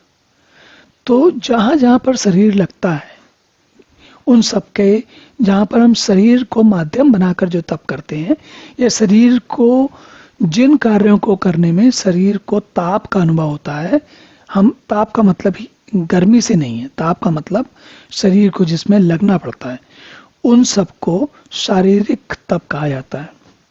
चलिए अब देखते हैं अगला तप कौन सा है। हरि ओम। तो पिछले श्लोक में भगवान ने शारीरिक तप बताया था, अब भगवान वाणी का तप बताते हैं, वाणी संबंधित तप। आपको इसकी थोड़ी भूमिका समझाता हूँ। वाणी का अर्थ होता है जैसे कर्कश वाणी बोलना, और या मधुर वाणी बोलना, या फिर कब कहाँ पर क्या बोलना, और किस प्रकार का वाणी से व्यवहार करना। तो जो कुछ आप वाणी के संबंध में नियंत्रण या समाज में अच्छे कार्य के लिए करते हैं, वे सारे तप वाणी के तप कहलाते हैं। और ये तप क्यों कहला रहे हैं? तो देखिए, तप हमने बात की थी, तप ऐसा होता है जहां पर हम जब कोई काम करने चलें और वो सहज भाव में ना हो, उसके लिए कुछ अलग से श्रम लगे, अलग से ध्यान रखना पड़े, अलग से प्रयास करने पड़े, तो जब भी किसी कार्य के लिए ऐसा करना पड़ता है तब हम उसको कहते हैं तप। तो वाणी का तप क्या है? भगवान कहते हैं अनुद्वेग करम वाक्यम सत्यम प्रिय हितम च यत् स्वाध्यायाभ्यसनम च एव वाङ्मयम तपा उच्यते। कहते हैं अनुद्वेग करम वाक्यम, जो बोलने में उद्वेग ना करे, मतलब ऐसी बात ना कहे जिससे कि सामने वाले को उद्वेग हो जाए, उसको झल्लाहट होने लगे, गुस्सा आने लगे, उलझन होने लगे। ऐसी कोई ऐसी बात नहीं कहनी चाहिए जिससे कि आप सामने वालों को कष्ट दें। प्रिय और हितकारक, प्रिय हितम ऐसी बात हो जो प्रिय, अच्छी लगे सुनने में, हितकारक हो। और सत्यम मतलब जो अटल रहने वाली हो, जो बार बार बदलती नहीं हो। ऐसा नहीं हो कि अभी कुछ कहा, थोड़ी देर बाद कुछ और कह दिया, तो ऐसा क्या होगा? ऐसे में कोई आपके ऊपर कैसे भरोसा करेगा कि आप क्या बात कर रहे हैं, कौन सी बात सही थी, अभी की बात सही थी कि पहले वाली बात सही थी? तो और इसके अलावा स्वाध्याय अभ्यसनम, वेद शास्त्रों के जो जैसे जो कुछ हम पढ़ते लिखते मनन करते हैं, तो वाणी के तप में सबसे बड़ा काम होगा मनन का। मनन क्या चीज है? मनन का अर्थ है कि हमारे मन में ऐसे जो विचार आए वो परमात्मा के विषय में हम विचार करें, समझें परमात्मा कैसा है, उसे कैसे समझना चाहिए। इस प्रकार के जब प्रयास चलते हैं मन में, तो उन सबको हम कहते हैं स्वाध्याय अभ्यसनम। और ये जितने भी थे ये सारे वाणी संबंधी थे। तो इन सभी को वाणी, वांग्मयम मतलब वाणी से बने हुए, या वाणी पर आधारित, या वाणी जिनमें वाणी का ही प्रयोजन है। तो इन सारी बातों में आप देख रहे हैं, उद्वेग न करे, प्रिय बोले, हितकारक बोले, सत्य बोले, और मनन करे, मन ही मन मनन करे, या वाणी का बोलने से पहले सोचे। ये सारे कार्यक्रम, सारे तप कहलाते हैं वाणी संबंधी तप। चलिए अब अगला श्लोक देखते हैं। हरि ओम। तो पिछले श्लोक में भगवान ने वाणी के तप के बारे में बताया, उसके पिछले श्लोक में भगवान ने शारीरिक तप के बारे में बताया। अब बताते हैं मानसिक तप के लक्षण। मानसिक तप क्या होता है? तो वे कहते हैं मनः प्रसादः सौम्यत्वम मौनम आत्म विनिग्रह भाव संशुद्धि इति एतत् तपः मानसम उच्यते। तो कहते हैं मनः प्रसादः सौम्यत्वम, तो मन की प्रसन्नता, मन का प्रसन्नता, या मन का प्रसाद, मन को मिलने वाला प्रसाद। प्रसाद का अर्थ, प्रसाद के अर्थ कई हैं, उनमें से एक अर्थ है प्रसन्नता का, और एक अर्थ है स्पष्टि का, या फिर बात को सही प्रकार से समझने का। तो मन है प्रसाद का अर्थ है कि मन जब यहाँ पर मन को शांत ऐसी स्थिति में पहुंच जाए कि मन उद्वेलित नहीं हो, इधर उधर भाग नहीं रहा हो, तो इसीलिए भगवान कहते हैं मनः प्रसादा सौम्यत्वम। सौम्यत्वम मतलब मन शांत हो जाए, मन प्रसन्न हो जाए, शांत हो जाए। मौनम, मन अगर मौन है इसका मतलब क्या हुआ? कुछ कह नहीं रहा है। और अगर कुछ कह नहीं रहा तो क्या हुआ? इसका अर्थ है हमारे पास समय है मन के अतिरिक्त परमात्मा की ओर झांकने का, परमात्मा को देखने का, अनुभव करने का समय है। जैसे इसको एक मैं सीढ़ी में समझिए, सीढ़ी मतलब क्रमगत समझिए। यदि आपको कोई बहुत शारीरिक कष्ट हो तो मन भी उसके कारण फिर मन नियंत्रण में नहीं आता। लेकिन अगर शारीरिक कष्ट नहीं हो और मन में चंचलता हो तो मन में नहीं समझ में आता। लेकिन अगर हमें मन, जब हमारा शरीर और मन दोनों सहज भाव में होते, उद्वेलित नहीं होते, परेशान नहीं होते, वो बहुत उलझन में नहीं होते, कठिनाई में नहीं होते, तब हमारा इनके, क्योंकि हमारे शरीर के ये दोनों बहुत ही आवश्यक, शरीर और बुद्धि, शरीर और अहम के बहुत ही आवश्यक, किसी भी जीव में शरीर और मन बहुत ही आवश्यक चीज है। हमारे सारे जो कार्यकलाप है उन्हीं से होते हैं। तो अगर इनमें किसी में कोई समस्या है तो हम फिर आगे कोई काम नहीं कर सकते। तो ये मौनम है, मतलब कि मन के मौन रहने का भाव, वह तभी हो सकता है जब मन प्रसन्न हो, शांत हो, शरीर में कोई कष्ट नहीं हो। और वहां से आरंभ होता है जब व्यक्ति कुछ और सोचने के लायक बनता है। अब भगवान कहते हैं उसके आगे आत्म विनिग्रह, मन का निग्रह, मतलब खुद का जो मन का विनिग्रह, मतलब मन का शांति या मौन तो एक परिस्थिति है, लेकिन मन अगर किसी चीज में लगा हुआ है तो कभी कभी ऐसा हो सकता है कि मन आपका अशांत नहीं हो, और मौन भी नहीं हो, लगा हुआ है किसी चीज़ में, बहुत ज़्यादा जोर से लगा हुआ है, बिजी है, तो भगवान कह रहे हैं मन का निग्रह, मतलब किसी और चीज़ में लगा नहीं होना चाहिए।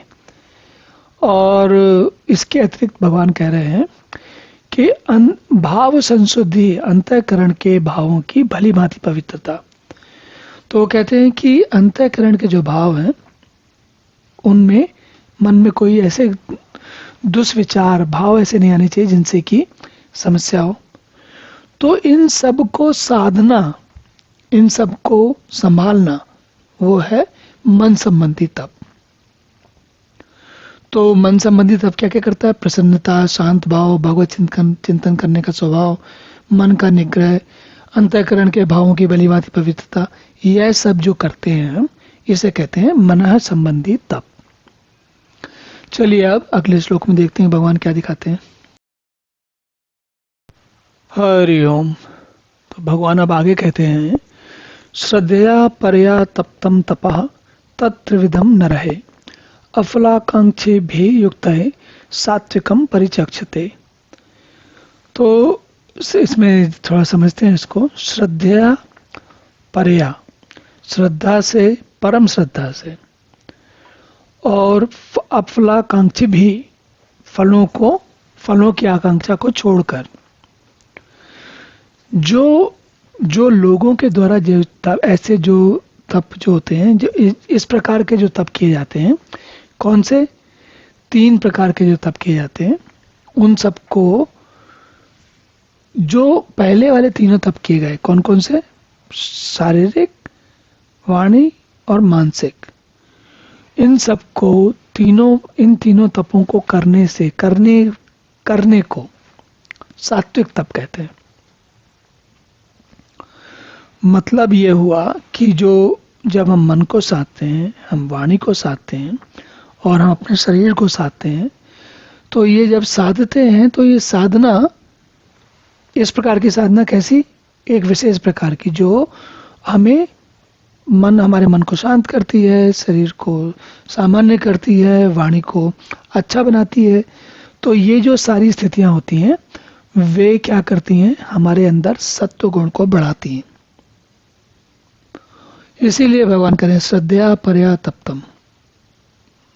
तो इन श्रद्धा से जब हम पिछले वाले तीनों तप करते हैं तो हम सात्विक गुण में हमारे अंदर बढ़ जाता है, और हम अब जीवन में भगवान को आगे पाने के लिए, भगवान को जानने के लिए, भगवान तक पहुंचने के लिए इन तीनों तपों की लगातार दीर्घ समय तक, क्योंकि जैसा हमारा जीवन है और जैसा हमारा शरीर है, जैसी हमारी परिस्थितियां हैं, उसमें संभवतः व्यक्ति न तो आसानी से वाणी को साध पाता है, न शरीर को साध पाता है, न ही मन को साध पाता है। तो इसीलिए दीर्घ काल तक तप करना पड़ता है, मतलब बहुत समय तक लगातार प्रयास करना पड़ता है। तप करना मतलब सारे काम छोड़कर उस एक विशेष प्रकार की जो हमारी तप करने की इच्छा है, उसके लिए सतत प्रयास करते रहना। चलिए अब अगला श्लोक देखते हैं। हरि ओम। तो भगवान अब आगे कहते हैं, सत्कार मान पूजार्थम तपः दम्भेन च एव यत् क्रियते तत् इह प्रोक्तम राजसम चलम अध्रुवम। देखिए, अभी तक भगवान ने सात्विक तपों के लक्षण बताए। अब जो ये राजसिक तप हैं उनके बारे में भगवान बताते हैं। और जो पिछले वाले तप थे, वे हम जानते हैं कि सब लोग एक दूसरे को बताते हैं कि इस प्रकार के तप करने चाहिए। शारीरिक तप, वाणी के वांग्मय तप या मानसिक तप, लेकिन करते हम कोई नहीं है। बल्कि सामान्य तौर पर, सामान्य स्थितियों में मनुष्य, हम जो आज के समय में या बहुत सालों से जो दिख रही, जैसा जगत संसार दिख रहा है, और ये जब बहुत सालों की बात होती है तो ये 10-5 साल, 50 साल, 100 साल की बात नहीं है, ये 2-3-4 हजार साल की बात है। क्या है? तो कह रहे हैं सत्कार मान पूजार्थम तपा दम्भेन च एव यत्। सत्कार के लिए, मान के लिए, पूजा के लिए, इनमें से किसी के लिए, या किसी दम्भेन या दम्भ से, मतलब किसी ऐसे भाव से कि देखो मैं भी ये कर सकता हूं। जो जितने भी इस प्रकार के तप होते हैं, सत्कार, मान और पूजा और दम्भ से किए हुए, वे तप कहलाते हैं राजसिक। तो सत्कार, जैसे उदाहरण देखिए कि कोई व्यक्ति है, उसको आपने, जैसे आप कभी कभी होता है ना, हम किसी को बुला के अलग से मान सम्मान या उसका सत्कार करते हैं। सत्कार का मतलब होता है उनके विशेष, उनके बारे में उनकी बात बताते हैं कि देखो उन्होंने इतना अच्छा किया और ये ऐसा कर रहे हैं, वैसा कर रहे हैं। जो ये सत्कार है यहाँ पर, सत्कार, मान और पूजा, ये तीनों चापलूसी के अर्थ में आ रहे हैं। चापलूसी का अर्थ का क्या अर्थ है? मतलब ये कि जो तप करने वाला है वो किसी और को और से अपना कोई काम करवाने के लिए, चाहे वो राजा हो, चाहे कोई शक्तिशाली अधिकारी हो, या कोई विद्वान हो, या फिर कोई और व्यक्ति हो, सेठ इत्यादि हो, जो धनी आदमी हो, तो ऐसी स्थितियों में जो ये तप किया जाता है, सत्कार, मान और पूजा, या फिर इस भाव से कि मैंने बहुत बड़े बड़े काम किए हैं और अब, या किसी ने बहुत बड़े बड़े काम किए हैं और उनके बारे में चर्चा होनी है। तो आपको लगेगा ये तो आज के ज़माने में तो ये सब भी यही तो हम करते हैं और ये तो बड़ा अच्छा माना जाता है। बल्कि हमारे सभी लोगों का जीवन का ध्येय यही होता है। हम क्या चाहते हैं? हम इतना अच्छा काम करें कि लोग हमारा सत्कार करें, हमारा मान करें, हमारी पूजा करें, या फिर हमारे लिए कोई काम करें, या हम स्वार्थ में, जैसे आजकल क्या काफ़ी समय से कम 40-50 साल 60 साल तो हो गए होंगे कि हर आदमी कहता है कि देखिए ज़माना ऐसा आ गया है कि हर आदमी को अपना अपना स्वार्थ साधना चाहिए। तो हम बड़े गर्व से इस बात को कहते हैं कि व्यक्तिगत स्वार्थ को साधना अभीष्ट है, हर आदमी को करना चाहिए, सबके लिए इष्ट वही है। तो ये जो, और इस बात को मैं इसलिए ध्यान दिला रहा हूं क्योंकि स्थिति ये हो गई है कि हम सभी राजसी काम करते हैं, सात्विक काम की तरफ हमारा ध्यान ही नहीं आता। तो अब हमारी स्थिति ये हो गई है कि या तो हम राजसिक करते हैं या तामसिक करते हैं। सात्विक तत्व कोई पहुंच जाए विरला तो अलग बात है, नहीं तो आपको आज के समय में ऐसे लोग ढूंढना लगभग बहुत ही कठिन है। मतलब संभव तो नहीं है लेकिन बहुत ही कठिन है। क्या हमारी 90, 95, 98%, 90% जो जनता है, जो हम लोग हैं, वे सब राजस काम करते हैं, राजस तप करते हैं। और अगला हम अभी उसका देखते हैं, तामस वाला तो अपने आप ही समझ में आ जाएगा कि हम में से कितने राजस भी नहीं करते, केवल तामस ही करते हैं। चलिए उसके बारे में भी देखते हैं अगले श्लोक में। हरि ओम। तो अभी तक भगवान ने सात्विक और राजसिक तप बताए। अब भगवान बताते हैं तामसिक तप के बारे में। क्या कहते हैं? मूढ़ ग्राहेण आत्मना यत पीड़या क्रियते तपा परस्य उत्साधनार्थम वा तत्तामसम उदाहृतम। कहते हैं जो तप मूर्खता पूर्वक हठ से मन, वाणी और शरीर की पीड़ा के सहित वा पर से दूसरे का अनिष्ट करने के, उत्साधनार्थनम।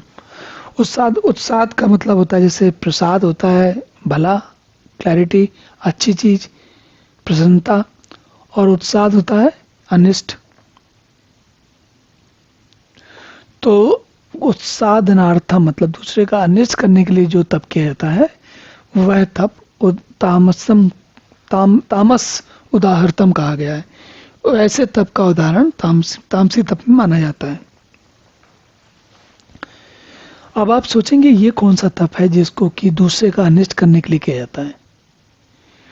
तो दूसरे का अनिष्ट का क्या अर्थ होता है? जब हम मान लीजिए कि किसी व्यक्ति के लिए, और उसने हमारे साथ बुरा किया है या नहीं किया वो एक बात की चीज़ है, जब भी हम किसी व्यक्ति का अनिष्ट चाहते हैं और उस हेतु से सारे काम करते हैं, तो वो क्या है? वो सारे के सारे जो है तामस तप है। उत्सादनार्थम, उत्साद करने के लिए, अनिष्ट करने के लिए। और ये बातें, इस प्रकार के तप, जैसे आप देखेंगे आज के समय में जो राजनीतिक नेता लोग हैं वो क्या करते हैं, वे सभी के सभी जिस पार्टी में होते हैं उसकी दूसरी पार्टी में जब आते हैं, जो सत्ता में होते हैं वो दूसरे के लिए अनिष्ट करते हैं, और जो सत्ता में नहीं होते हैं वो अनिष्ट की कामना करते हैं। तो एक कामना कर रहे हैं और एक अनिष्ट कर रहे हैं। और ये क्या अनिष्ट करना चाहते हैं?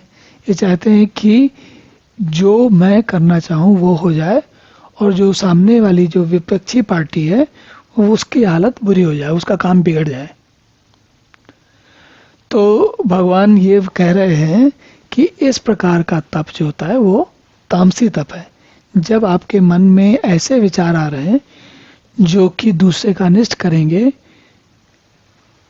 अनिष्ट करने वाले तामसी, अपने ही अपना सोचने वाले राजसी, और सामान्य अन्य सर्वत्र जगत का भला सोचने वाले सात्विक।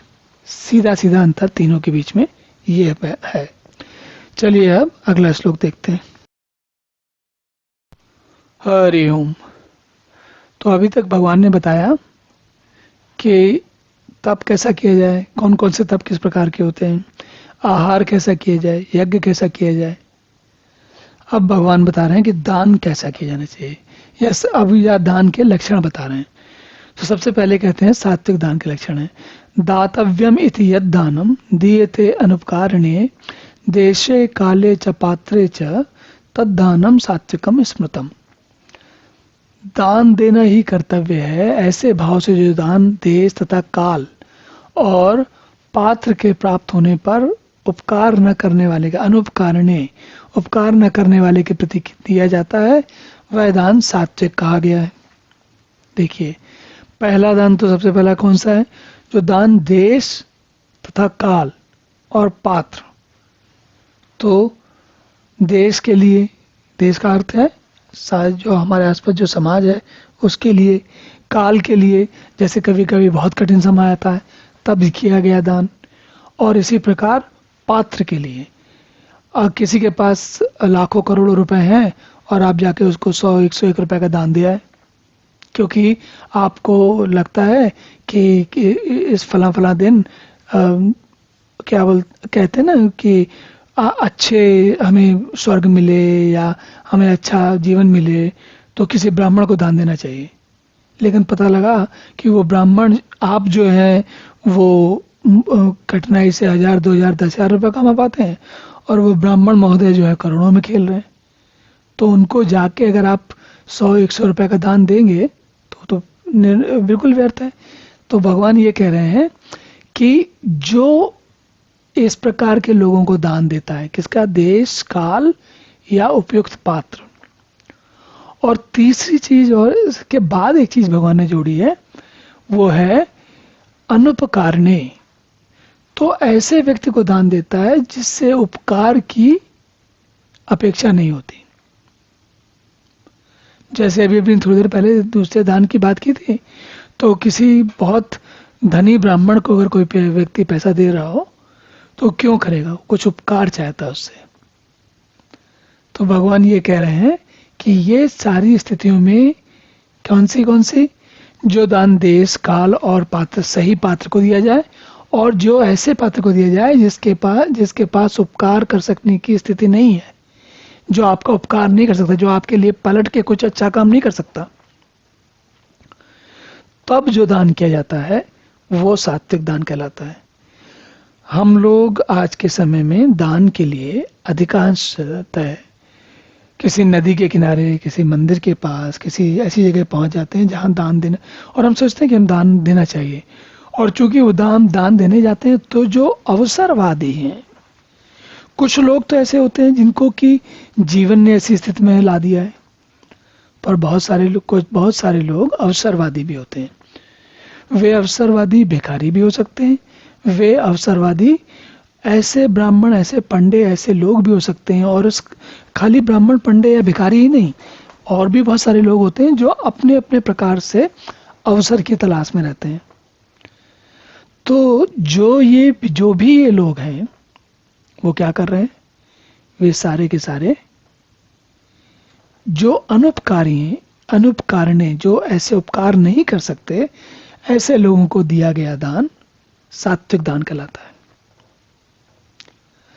और सबसे विशेष बात तो ये कि दान स्वयं में, हमारे पास कोई चीज बहुत हो गई, ज्यादा है, अधिक है, फिर हमने किसी और को दे दी, तो वो उसके पीछे चाहे भले ही भाव ये हो कि वो हमारे पास ज्यादा है तो चलो दे देते हैं, अब इससे खराब हो जाएगी, इससे तो अच्छा है किसी को दान दे दे। तो ये भाव थोड़ा तो गड़बड़ ये भाव भी है। लेकिन फिर भी अगर दान, ये भाव, इस भाव के साथ भी दान दिया जाए, लेकिन देश तथा काल और पात्र उपयुक्त हो, तब भी ठीक है। लेकिन अगर ऐसा ये भाव, अगर स्थिति आपके पास ऐसी है कि आपके पास कम है या कठिनाई है, या आप अपने को पीछे करके पहले दूसरे का विचार करते हुए दान देते हैं, तो सर्वश्रेष्ठ दान वो कहलाता है। इसीलिए हम सभी जानते हैं कि हरिश्चंद्र की कहानी या कर्ण की कहानी, जिसमें उन्होंने अपना नहीं सोचा और सब कुछ दान कर दिया। तो कर्ण स्वयं भले ही सात्विक पुरुष न हो, लेकिन उनका दान सात्विक है। चलिए अब अगला श्लोक देखते हैं। हरिओम। तो पिछले श्लोक में भगवान ने सात्विक दान के बारे में बताया, अब ये राजस दान के बारे में बताते हैं। कहते हैं यत्तु प्रत्युपकार्थम फलम उद्देश्य वा पुनः दीयते च परिक्लिष्टम तद्दानम राजसम स्मृतम। चलिए ये देखिए कितना, इसको थोड़ा समझा जाए कि इसके भगवान इस बारे में क्या करें। भगवान कहते हैं किंतु जो दान क्लेश पूर्वक तथा प्रत्युपकार के प्रयोजन से अथवा फल को दृष्टि में रखकर तब दिया जाता है, फिर दिया जाता है, वह दान राजस कहलाता है। तो सबसे पहले तो क्लेश पूर्वक दान कैसा होता है? हमारा मन देने का नहीं है, लेकिन ऐसी स्थिति बन गई कि हमें दान देना पड़ रहा है। कौन सा वाला दान? वो दान जो नचिकेतस के पिता ने दिया था। उनका मन नहीं था, इसलिए उनको लेकिन दान देना पड़ रहा था। क्यों? क्योंकि स्वर्ग जाना चाहते थे। तो कौन सी गायों का दान दे रहे थे? कमजोर, ऐसी गायें जो दूध नहीं देती हैं, ऐसी गायों का दान दे रहे थे। तभी नचिकेता ने उनसे कहा ना कि भाई आपको ऐसा दान देना है, इससे तो बेहतर आप मुझे दान दे दो। तो क्लेश पूर्वक हर वो दान होता है जिसको दान देने वाले का मन नहीं है, लेकिन उसे बलात् देना पड़ रहा है, उसको अच्छा नहीं लग रहा दान देने में। दूसरा क्या है? प्रत्युपकारार्थम। तो प्रत्युपकारार्थम का अर्थ ये होता है जो प्रत्युपकार के अर्थ से दिया गया दान होता है। प्रत्युपकार क्या होता है? मैं तुम्हारा काम करूं, तुम मेरा काम करो, मैं आपकी पीठ को जाऊं, आप मेरी पीठ को जाएं। ये होता है प्रत्युपकार्थ। मतलब मैं आपको कुछ कितना 50,000, 1,00,000 रुपए, पता नहीं कितना और बहुत सारा दान दे देता हूं, और आप मेरा टेंडर बनवा दो या कुछ कोई कॉन्ट्रैक्ट बनवा दो, ऐसा कुछ कर दो। तो ये है प्रत्युपकारार्थम। और इसके अतिरिक्त अलग बात यह है कि कोई विशेष, कोई फल, कोई ऐसा फल जो समाज हित में नहीं है, व्यक्ति के हित में है या किसी हमारे हित में है, ऐसे काम के लिए जो दान दिया जाता है, मतलब ये कि आप जाके किसी IAS ऑफिसर के, उसके पहली बात तो उसके होना चाहिए, IAS ऑफिसर के आप कमरे के बाहर एक दान की उंडी लगी नहीं चाहिए, ताकि वहां पर आके सब लोग अपने अपने दान दे जाए आके, ताकि जो भी जिलाधिकारी, जो भी अधिकारी है, वो आराम से सबका काम कर सके। क्यों? प्रत्युपकारार्थम, उससे कुछ मतलब है। या किसी उद्देश्य को रखकर वो दान दिया जा रहा है। तो भगवान ये कह रहे हैं कि ऐसे सारे दान जो उद्देश्य को ध्यान में रखकर किए जाते हैं वे कहलाते हैं राजस। चलिए अब अगला श्लोक देखते हैं। हरि ओम। तो भगवान अब आगे कहते हैं, भगवान अब हमको तामस दान के लक्षण बता रहे हैं। कहते हैं आदेश काले यद दानम अप्राप्तेभ्यः च दीयते असत्कृतम अवज्ञातम तत्तामसम उदाहृतम। आदेश काले, जो सही देश काल में नहीं हो, और अपात्रेभ्य, उसको दिया जाए जो अपात्र है, जो पात्र नहीं है। असत्कृतम अवज्ञातम, असत्कृतम का अर्थ होता है बिना सत्कार करके दान दे रहे हैं लेकिन ऐसे फेंक के दे रहे हैं, और अवज्ञातम तिरस्कार पूर्वक, दोनों ही। तो असत्कार या अवज्ञातम दोनों मतलब तिरस्कार करते हुए किसी को दे रहे हैं दान। और तत्तामसम उदाहरतम, तो कहते हैं भगवान कह रहे हैं कि ऐसे दान जो है वो तामस हैं। अब देखिए, जैसे हमने पिछले श्लोक में चर्चा की थी, तो हमने कहा था, सोचा था, विचार किया था कि जो दान कुपात्र के प्रति दिया जाता है वह दान राजसी कहलाता है। लेकिन ऐसा नहीं है। कुपात्र को, अपात्र और कुपात्र, राजसी दान जो है अपात्र को दिया जाता है, जो पात्र नहीं है। पर कुपात्र मतलब होता है जो गलत पात्र है, जो न केवल जिसको नहीं दिया जाना चाहिए ऐसा व्यक्ति। कैसे?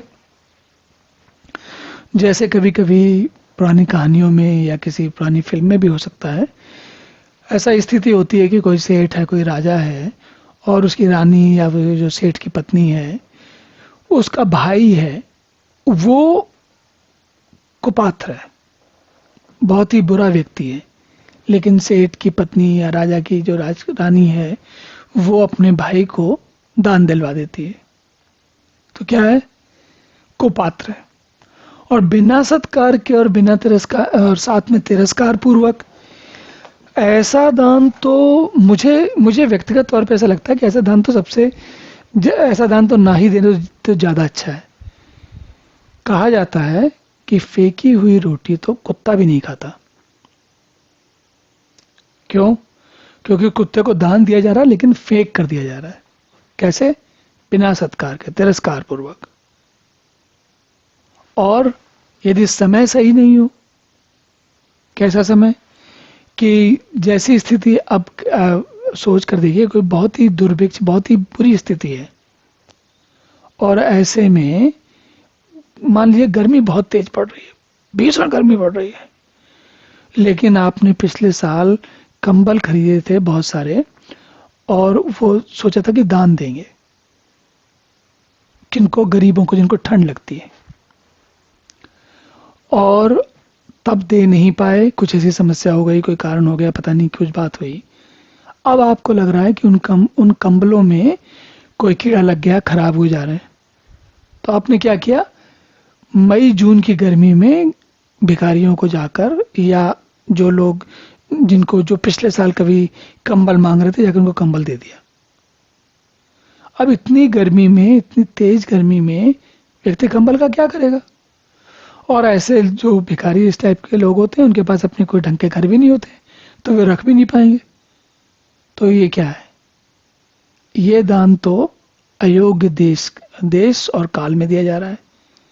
वही दान, वही कंबल का दान ऐसे जगह जगह के दिया जाए जहां बहुत ठंड है, तो काम का होगा। लेकिन अगर विपरीत स्थिति है तो वो दान जो है तामसी दान कहलाएगा। चलिए अब अगला श्लोक देखते हैं। हरि ओम।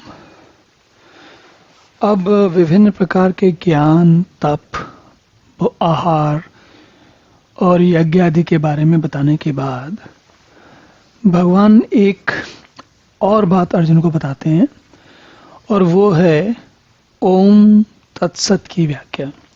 तो ओम तत्सत जो है उसका क्या अर्थ है, और इन जो अभी तक हम बात कर रहे थे उन सब, जैसे यज्ञ, आहार विधि, देखिए, इस अध्याय में भगवान अलग अलग प्रकार से हमको साधना के जो मंत्र हैं, साधना कैसे की जा सकती है, कैसे की जानी चाहिए, उसके बारे में अलग अलग प्रकार से बता रहे हैं। और उसी श्रृंखला में ओंकार या ओम का जीवन में एक विशेष प्रयोग, विशेष अर्थ है। और जो लोग ओम की साधना करते हैं, देखा जाए तो वास्तव में एक छोटा उपनिषद है, उसका नाम है मांडुक्य उपनिषद। उस पूरे उपनिषद में केवल ओम के बारे में ही बातचीत की गई है, बताया गया है। और उस उपनिषद को पढ़ने के बाद ही हमको समझ में आता है, पता चलता है कि कैसे ओम ही परमात्मा है, या परमात्मा ओम के द्वारा कैसे समझे जाते हैं। तो अब भगवान यहाँ कहते हैं, ओम तत्सत इति निर्देशा ब्रह्मणा त्रिविधा स्मृता ब्राह्मणा तेन वेदा च यज्ञा च विहिता पुरा। कहते हैं ओम तत्सत, ऐसे इस प्रकार 3 प्रकार का सच्चिदानंद का नाम है। ब्रह्म का निर्देश, ब्रह्म के बारे में इन 3 चीजों से बताया जाता है। ओम तत् सत। तत् का मतलब होता है, सत का मतलब सभी को पता है, सत्य है, जो हमेशा हर काल में है, हर अवस्था में है, जो कभी मिथ्या नहीं है। सत का मतलब जो मिथ्या नहीं है। और मिथ्या कौन है? जो आता जाता है, जो आज है और कल नहीं है। तो ऐसी कोई भी स्थिति, परिस्थिति, वस्तु, अवस्था जो हमेशा है, हमेशा का मतलब केवल आज, कल, करोड़ साल, 2 करोड़ साल, उसकी बात नहीं हो रही। उन जब सृष्टि आरंभ होती है तब भी है, और सृष्टि के समाप्त हो जाने के बाद जब सृष्टि लीन हो जाती है तब भी है, और जब सृष्टि पुनः आरंभ होती है तब भी है। तो ये जो हमेशा है, वो सत के लिए वो हमेशा समय से भी अतीत है। मतलब समय आरंभ होता है जब कल्प आरंभ होता है, और जब कल्प नहीं है तब भी ओम भी है, और तत् भी है, और सत भी है। तत् मतलब वही। तो भगवान को जानने के लिए, परमात्मा को जानने के लिए ओम एक बहुत ही सशक्त साधन है। और इसीलिए हर जगह आप देखेंगे, हमारे सारे श्रुतियों में सब जगह जब भी कोई बात आरंभ होती है तो सबसे पहले ओम कहते हैं। और इसका ओम कहने का तात्पर्य ये होता है कि हम उसी परमात्मा का ध्यान कर रहे हैं जिसे ओम के द्वारा जाना जाता है। और हम उस परमात्मा की बात कर रहे हैं जिन्होंने जगत आरंभ किया, फिर जगत के बाद ब्राह्मण, वेद, यज्ञ आदि रचे, सृष्टि बनाई, और नाना प्रकार की सृष्टि बनाई, और उस सृष्टि में मनुष्यों को बनाया, और मनुष्यों में बनाने के बाद उनमें ब्राह्मण, वेद, यज्ञ आदि रचे गए, ये सारा काम किया। तो परमात्मा को अगर समग्र रूप से हर प्रकार से जानना है तो उसका एकमात्र विधि है। चलिए अब अगले श्लोक में देखते हैं। हरि ओम। तो भगवान अब आगे कहते हैं, तस्मात् ओम इति उदाहृत्य यज्ञदान तपः क्रिया प्रवर्तन्ते विधानोक्ता सततम ब्रह्मवादिनाम। तो जैसा हम पिछले श्लोक में देख रहे थे कि चर्चा ये हो रही थी कि ओम का प्रयोग जगह जगह किया जाता है, और ओम तत्सत, ओम परमात्मा है, तत् मतलब वही परमात्मा, और सत मतलब जो कि हमेशा सत्य है। अब इस श्लोक में भगवान ये बताते हैं कि तस्मात् ओम इति उदाहृत्य, उसी ओम का उदाहरण लेते हुए, उदाहृत्य मतलब उसको बोलते हुए, कहते हुए, उच्चारण करते हुए,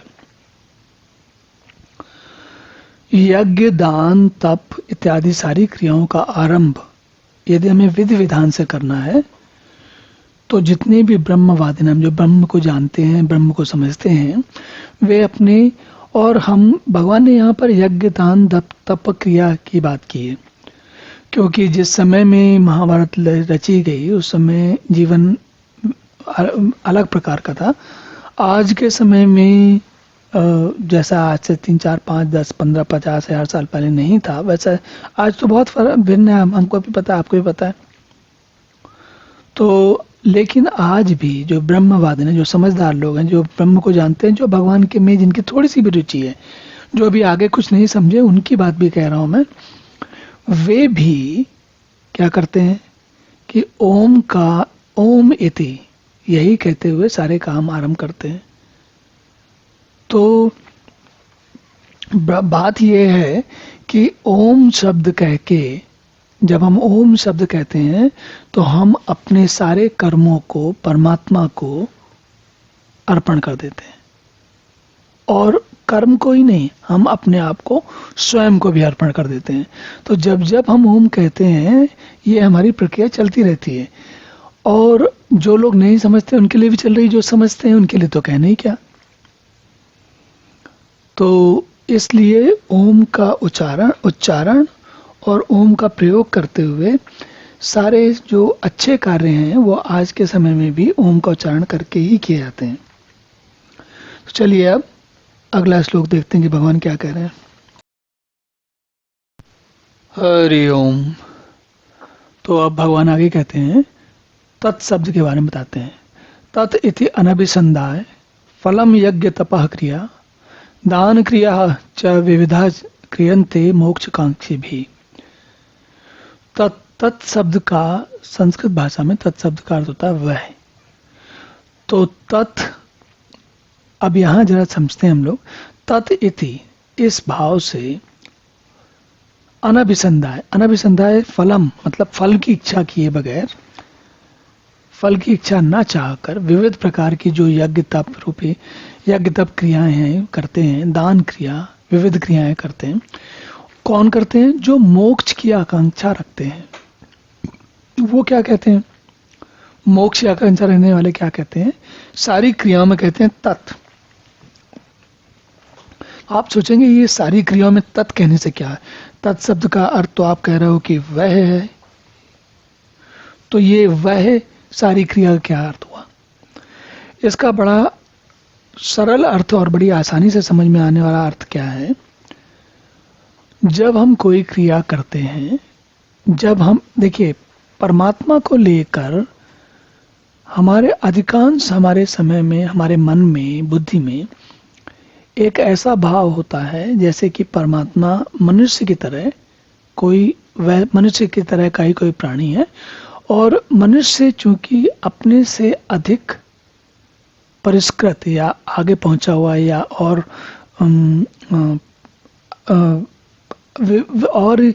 ज्यादा अधिक ज्ञानी या ऐसा व्यक्ति जो और अधिक मनुष्य को ऐसा कोई और प्राणी नहीं पता जो मनुष्य से ज्यादा जानता हो।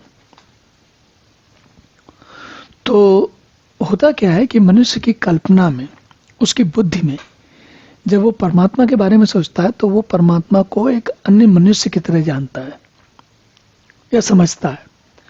यह व्यवहार भी परमात्मा से वैसा ही करता है। उसको ऐसा लगता है कि जैसे मनुष्य मैं हूं, आप हैं, ऐसे परमात्मा एक और चलता फिरता दो पैर पे आने जाने वाला कोई प्राणी है। और फर्क क्या है? अच्छा, परमात्मा के बारे में हमको बहुत सारे कुछ ऐसे गुण पता है जैसे हमें से लगता है परमात्मा उड़ के कहीं चले जाते हैं, अंतर ध्यान हो जाते हैं, आ जाते हैं, चले जाते हैं, सर्वशक्तिमान है, सर्वज्ञ है, इत्यादि इत्यादि। लेकिन वो सारे प्रयत्नों में हम परमात्मा को अभी भी एक मनुष्य की तरह ही समझ रहे हैं। बस एक हमसे एक बहुत अच्छा विशेष गुणों वाला, जैसे आज के समय में कहते हैं ना सुपरमैन या सुपर जो भी हीरो है, परमात्मा को सुपर हीरो की तरह समझते हैं कि मनुष्य जो कुछ नहीं कर सकता वो परमात्मा कर सकता है। यहीं तक मनुष्य के सोचने की सीमा है, लिमिट है, इसके आगे नहीं सोचता मनुष्य, वहीं जाके अटक जाता है। लेकिन जो ये तत् भाव है, तत् जब कह रहे हैं, तत् का अर्थ है वह। और वह क्या? वह में वो सब है। क्या सब है? जैसे मैं हूं तो मेरे लिए सारा कुछ ही ये वह है। मेरा खुद का शरीर भी मेरे लिए वह है। वह मतलब मैं स्वयं वह नहीं हूं, जो कुछ मेरे आसपास, जिससे मैं क्रिया प्रतिक्रिया, जिसके बारे में विचार ना विचार जो कुछ भी है, तो इसका मतलब वह का मतलब है, वह का अर्थ है कि सारा जगत, सारा संसार और हर काल में सारा संसार, वो है वह का अर्थात तत्। तो भगवान ये कह रहे हैं कि तत् शब्द को देखिए, इसीलिए ओम तत्सत के नाम से भगवान ने बताया, ताकि हमें भली भांति समझ में आ जाए कि परमात्मा क्या कह रहे हैं, भगवान कृष्ण क्या कह रहे हैं और क्या परमात्मा है। हमें, मनुष्य को, अर्जुन को, हमको कोई किसी प्रकार का असमंजस, विभ्रम, मूर्ता नहीं रह जाए। चलिए अब अगला श्लोक देखते हैं। हरि ओम। तो भगवान ने, हमने देखा कि भगवान ने पहले ओम के बारे में बताया, फिर तत् के बारे में बताया, अब भगवान सत के बारे में बता रहे हैं।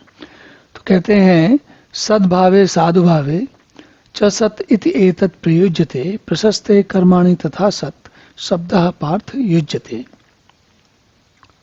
चलिए इसको देखते हैं।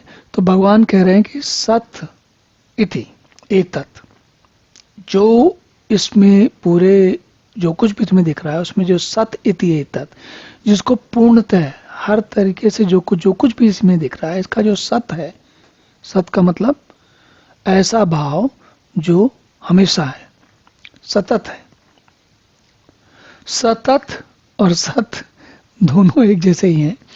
तो भगवान कह रहे हैं कि सद्भावे, सत भाव में और साधु भाव में, जिन जिन शब्दों का प्रयोग किया जाता है, जिन अर्थों में प्रयोग किया जाता है, तो सद्भाव या साधु भाव, इन दोनों भावों में सत शब्द का प्रयोग किया जाता है। अब कैसे किया जाता है थोड़ा समझते हैं इसको। देखिए, हमने जाना कि सत और असत, सत वो है जो हर क्षण, हर काल में, हर अंतरिक्ष के हर स्थान में, और हर अंतरिक्ष के बाद भी, और अंतरिक्ष के, जब अंतरिक्ष है तब भी और अंतरिक्ष नहीं है तब भी, अंतरिक्ष या ब्रह्मांड या प्रकृति या जगत, जो हर परिस्थिति में, हर काल में और हर स्थान में उपलब्ध है, वो है सत। और भगवान ये कह रहे हैं कि साधु भाव और सत भाव में ये प्रतिलक्षित होता है। तो जो जब भी जैसे जैसे हम भगवान को जानने की इच्छा में आगे बढ़ते हैं, उस साधना की ओर आगे बढ़ते हैं, तो हम सबसे पहले क्या जानते हैं? देखिए, परमात्मा को जानने की इच्छा व्यक्ति में उत्पन्न होती है, परमात्मा को जानने की। उसके बहुत पहले उसके अंदर साधु भाव आ जाता है। साधु भाव का अर्थ क्या होता है? साधु भाव का अर्थ होता है प्राणी मात्र को और लोगों के साथ मित्रता का, उनके प्रति मन में एक अच्छा भाव रखना। तो ये जो भाव जब आता है, वहां से हमें आरंभ होता है कि हम थोड़ा थोड़ा धीरे धीरे आगे बढ़ना शुरू होते हैं। और जब, क्योंकि देखिए, जिसके मन में साधु भाव नहीं है वो क्या करेगा?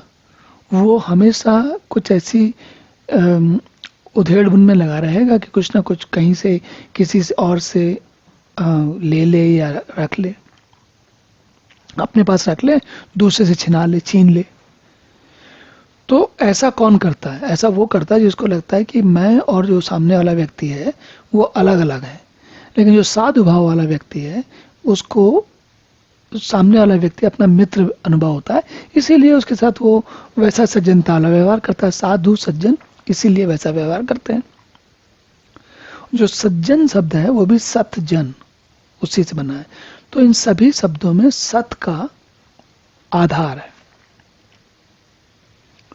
और भगवान ये कह रहे हैं कि सारे कामों में, सारे शब्दों में, सारी परिस्थितियों में उनका जो आधार है, उनकी जो एसेंस है, जिसके कारण वो हैं, वो सत्य है। और इसीलिए जब हम जो ज्ञानी जन सत्य भाव में, श्रेष्ठ भाव में, सद्भाव में, साधु भाव में और हर कर्म में उसका प्रयोग करते हैं तो परमात्मा को हम जैसे जानना चाहिए वैसे ही जान जाते हैं। चलिए अब अगला श्लोक देखते हैं। हरि ओम। अब भगवान आगे कहते हैं, यज्ञे तपसि दाने च स्थितः सत् इति उच्यते, कर्म च एव तदर्थीयम सत् इति एव अभिधीयते। कहते हैं यज्ञ तप और दान में जो स्थित है वह भी सत में स्थित है, इस प्रकार कही जाती है। इस प्रकार परमात्मा के लिए किया हुआ कर्म निश्चय पूर्वक सत्य है, इस प्रकार कहा जाता है, ऐसे ही कहा जाता है, इसी प्रकार कहा जाता है। तो इसका क्या अर्थ है, जरा थोड़ा समझते हैं। भगवान ये कह रहे हैं कि यज्ञ तप दान, यज्ञ करने में क्या होता है, हमारा सारा जो ध्यान है वो किसी विचार विशेष के लिए लगा रहता है। तप में भी वही बात होती है। दान में दान की विशेषता क्या होती है कि जब व्यक्ति को ऐसी स्थिति समझ में आती है कि हमें जो कुछ भी है हमारे पास अपना, वो हमें दूसरे लोगों के साथ उसको बांटना है, और वो भी क्या, निर्मल भाव से बांटना है। उसमें कोई अपेक्षा ना हो, कोई फल की अपेक्षा ना हो, कोई ऐसी स्थिति ना हो कि ऐसे व्यक्ति को दान नहीं देना हो जो आपको पात्र हो इत्यादि। तो ये सारी चीजें भगवान ये कह रहे हैं कि जो जितने भी अच्छे कार्य हैं, यज्ञ तप दाने च स्थिति, जो इन सब में स्थिति है, इनके कारण जो हमारी स्थिति बनती है, जो पहुंचती है, और भगवान ये कहते हैं कि जितने भी ये इन सारी स्थितियों से क्या होता है, व्यक्ति उच्चावस्था में पहुंचता है, आगे बढ़ता है और अच्छे कार्य करता है। तो इसी प्रकार जब परमात्मा में पहुंचने के लिए जो भी किया गया कार्य होता है, जब हम परमात्मा भाव में स्थित होकर करते हैं, तदर्थीयम, तदर्थीयम का अर्थ है तत्अर्थीयम। तत्अर्थीयम का मतलब है उसके लिए, उसके अर्थ से, उसके प्रयोजन से, परमात्मा के प्रयोजन से। हम कहते हैं ना, जैसे कि क्या कहते हैं, कामार्थीयम, मतलब कामना की इच्छा के पूर्ण के लिए, है ना। विद्यार्थी हम जैसे कहते हैं, विद्यार्थी विद्या के अर्थ के लिए, जिसको विद्या प्राप्त हो। इसी प्रकार तदर्थ का अर्थ है जिसमें तत् वह प्राप्त हो। कौन प्राप्त हो? परमात्मा। तो जब हमारे सारे कर्म उस परमात्मा के लिए होते हैं या परमात्मा के अर्थ में होते हैं, तब वो सारे के सारे कर्म सत होते हैं और वो परमात्मा भाव में होते हैं। और भगवान यहाँ पर ये बता रहे हैं कि जीवन में आगे बढ़ने के लिए, देखिए ये गीता बताई जा रही है अर्जुन जी को। अब अर्जुन जी जो समझ रहे हैं, बात समझ रहे हैं, वो अपनी जगह समझ रहे हैं, लेकिन हम लोग क्या समझ सकते हैं? हम तो अर्जुन की तरह योद्धा है नहीं, हम तो साधारण लोग हैं। हमें क्या समझना है? हमको ये समझना है कि हमारे सारे काम, और आप कहेंगे यज्ञ तप दान तो हम आजकल करते नहीं हैं, कोई बात नहीं। आप जो भी काम करते हैं, जो भी कर्म हैं, वो सारे कर्म ये सोचते हुए कि वह ओम तत्सत, वही परमात्मा ही सत्य है, और जो मेरा कर्म है वो भी परमात्मा है, मैं भी परमात्मा हूँ, और जो कर्म का फल है वो भी परमात्मा है। इस प्रकार निश्चित भाव से परमात्मा को सत्य मानते हुए करने से हमारे मन में शांति रहती है, परमात्मा की ओर हमारा ध्यान आगे बढ़ता है, और जीवन में सफलता तो मिलती ही है, साथ में शांति और उस सफलता का निश्चल आनंद भी मिलता है। चलिए अब अगला श्लोक देखते हैं। हरि ओम। अब ये श्लोक इस अध्याय का आखिरी श्लोक है, और जैसा कि हमने पिछले अध्याय में भी देखा कि बात एक बार फिर से संक्षेप में कही जाती है। तो हमने देखा कि इस अध्याय का नाम ही है श्रद्धा त्रय विभाग योग। श्रद्धा कहाँ पर कैसी होनी चाहिए, किस चीज में कैसी होनी चाहिए, जीवन में कैसी होनी चाहिए। और इस अध्याय की अधिकांश चर्चा वैदिक काल के लोगों के लिए की लिखी गई है, बताई गई है। लेकिन जो मूलभूत बात है वो आज भी वैसी ही लगती है जैसी तब लगती थी। तब केवल यज्ञ तप दान आदि से काम चल जाता था, और अब आजकल यज्ञ तप दान अभी भी होते हैं, लेकिन उनका स्वरूप अलग है, काम अलग तरीके से होता है। और कैसे होता है तो भगवान क्या कहते हैं इस आखिरी श्लोक में, देखते हैं, आखिरी श्लोक में देखते हैं क्या कहते हैं। असद्या हुतम दत्तम तपः तप्तम कृतम चयत असत इति उच्यते पार्थ न च तत्प्रेत्य नोह ए। कहते हैं, हे अर्जुन, बिना श्रद्धा के किया हुआ तप और जो भी कर्म है वह सब असत है, और तप दान इत्यादि जो कुछ भी है वो सब असत है। और इस बिना श्रद्धा के किया हुआ अश्रद्धेय, श्रद्धा जिसमें नहीं है, तो हमारे समझने की बात यह है कि इस प्रकार का कार्य न तो इस लोक में हमारे काम का है, न अगले मरने के बाद ही किसी काम का है। और श्रद्धा से किया हुआ कार्य फलदायी होता है और अच्छा फल देता है। तो भगवान, चूंकि ये श्रद्धा त्रय विभाग योग अध्याय है, तो भगवान ने बताया ये कि हमें अपना सारा कार्य श्रद्धा से करना चाहिए। और श्रद्धा किसमें? परमात्मा में। वह श्रद्धा का जो अंतिम स्थान है, और न केवल अंतिम स्थान है, जो आरंभ है और मध्यम है, तो आदि मध्य अंत तीनों श्रद्धा के वे सभी परमात्मा में ही अटल रूप से स्थित है। और इसीलिए हमको भगवान का कार्य, भगवान में श्रद्धा, और ये श्रद्धा की बात उन लोगों के लिए सबसे अधिक आवश्यक है। देखिए, हमारे इस जीवन में गीता सबको उपलब्ध है, और न केवल गीता, उपनिषद भी सबको उपलब्ध है। कोई किसी के लिए ऐसा नहीं कि मना किसी के लिए नहीं, कोई किसी को नहीं कहा जाता कि तुम पढ़ोगे नहीं। और जब मैं सबकी बात कह रहा हूँ तो मैं उन लोगों की बात कर रहा हूँ कि जैसे कुछ अलग धर्म हैं जिनमें कि इस प्रकार की समस्याएं हो सकती हैं कि वो कहें कि भाई तुम दूसरे के इसी धर्म की बात क्यों सुना रहे हो, कह रहे हो इत्यादि। लेकिन हमारे धर्म में ऐसा कुछ नहीं। हम तो कोई भी जो भी जिसने कहा, हम सबको श्रद्धा भाव से सुनते हैं, और श्रद्धा भाव से सुनने के बाद, समझने के बाद उसे जो कुछ हम जानते हैं उससे मिलाते हैं। ये एक अलग बात है कि हम भाग्यशाली हैं, सौभाग्यशाली हैं कि हमारे पास और किसी धर्म में कुछ भी लिखा गया है उससे अत्यधिक प्रचुर मात्रा में सामग्री, इतनी अधिक, और वह सामग्री उपलब्ध है जो अंतिम सत्य तक हमको पहुंचाती है। केवल रूढ़ियों में, केवल अंधविश्वासों में नहीं डालती।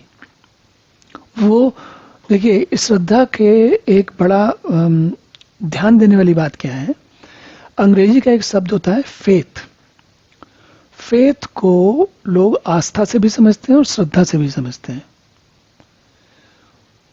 और यहाँ मैं ये ध्यान दिलाना चाहता हूँ, आप सुनने वाले जो लोग बात पर ध्यान दे रहे हैं, उन सभी को ये ध्यान दिलाना चाहता हूँ कि श्रद्धा जो है वो फेथ नहीं है, वो मात्र आस्था नहीं है। जो अन्य धर्म है उनमें सभी में फेथ जो होता है वो ऐसा फेथ होता है जिसका अर्थ होता है कि मैं जानता नहीं हूं, लेकिन आप कह रहे हो इसलिए मान लूंगा। मुझे स्वयं कोई पता नहीं है, लेकिन आप कह रहे हो तो मैं मान लूंगा। उसके बिल्कुल विपरीत जो ये 17वां अध्याय है, ये हमें इसमें श्रद्धा त्रय विभाग योग का इसीलिए पूरा विवरण आया है ताकि हम भली भांति समझ सकें कि श्रद्धा आस्था या अंधभक्ति नहीं है। श्रद्धा का अर्थ है जब व्यक्ति को समझ में नहीं आए कि क्या करना है, तब वो सही मार्ग पर सावधानी से पग पग आराम से इस विश्वास के साथ, इस श्रद्धा के साथ बढ़ सके कि वो उसके आगे जानने वाले हमारे जो ऋषि मुनिगण हैं, वो जो मार्ग दिखा गए हैं उससे आपको सफलता मिलनी ही मिलनी है।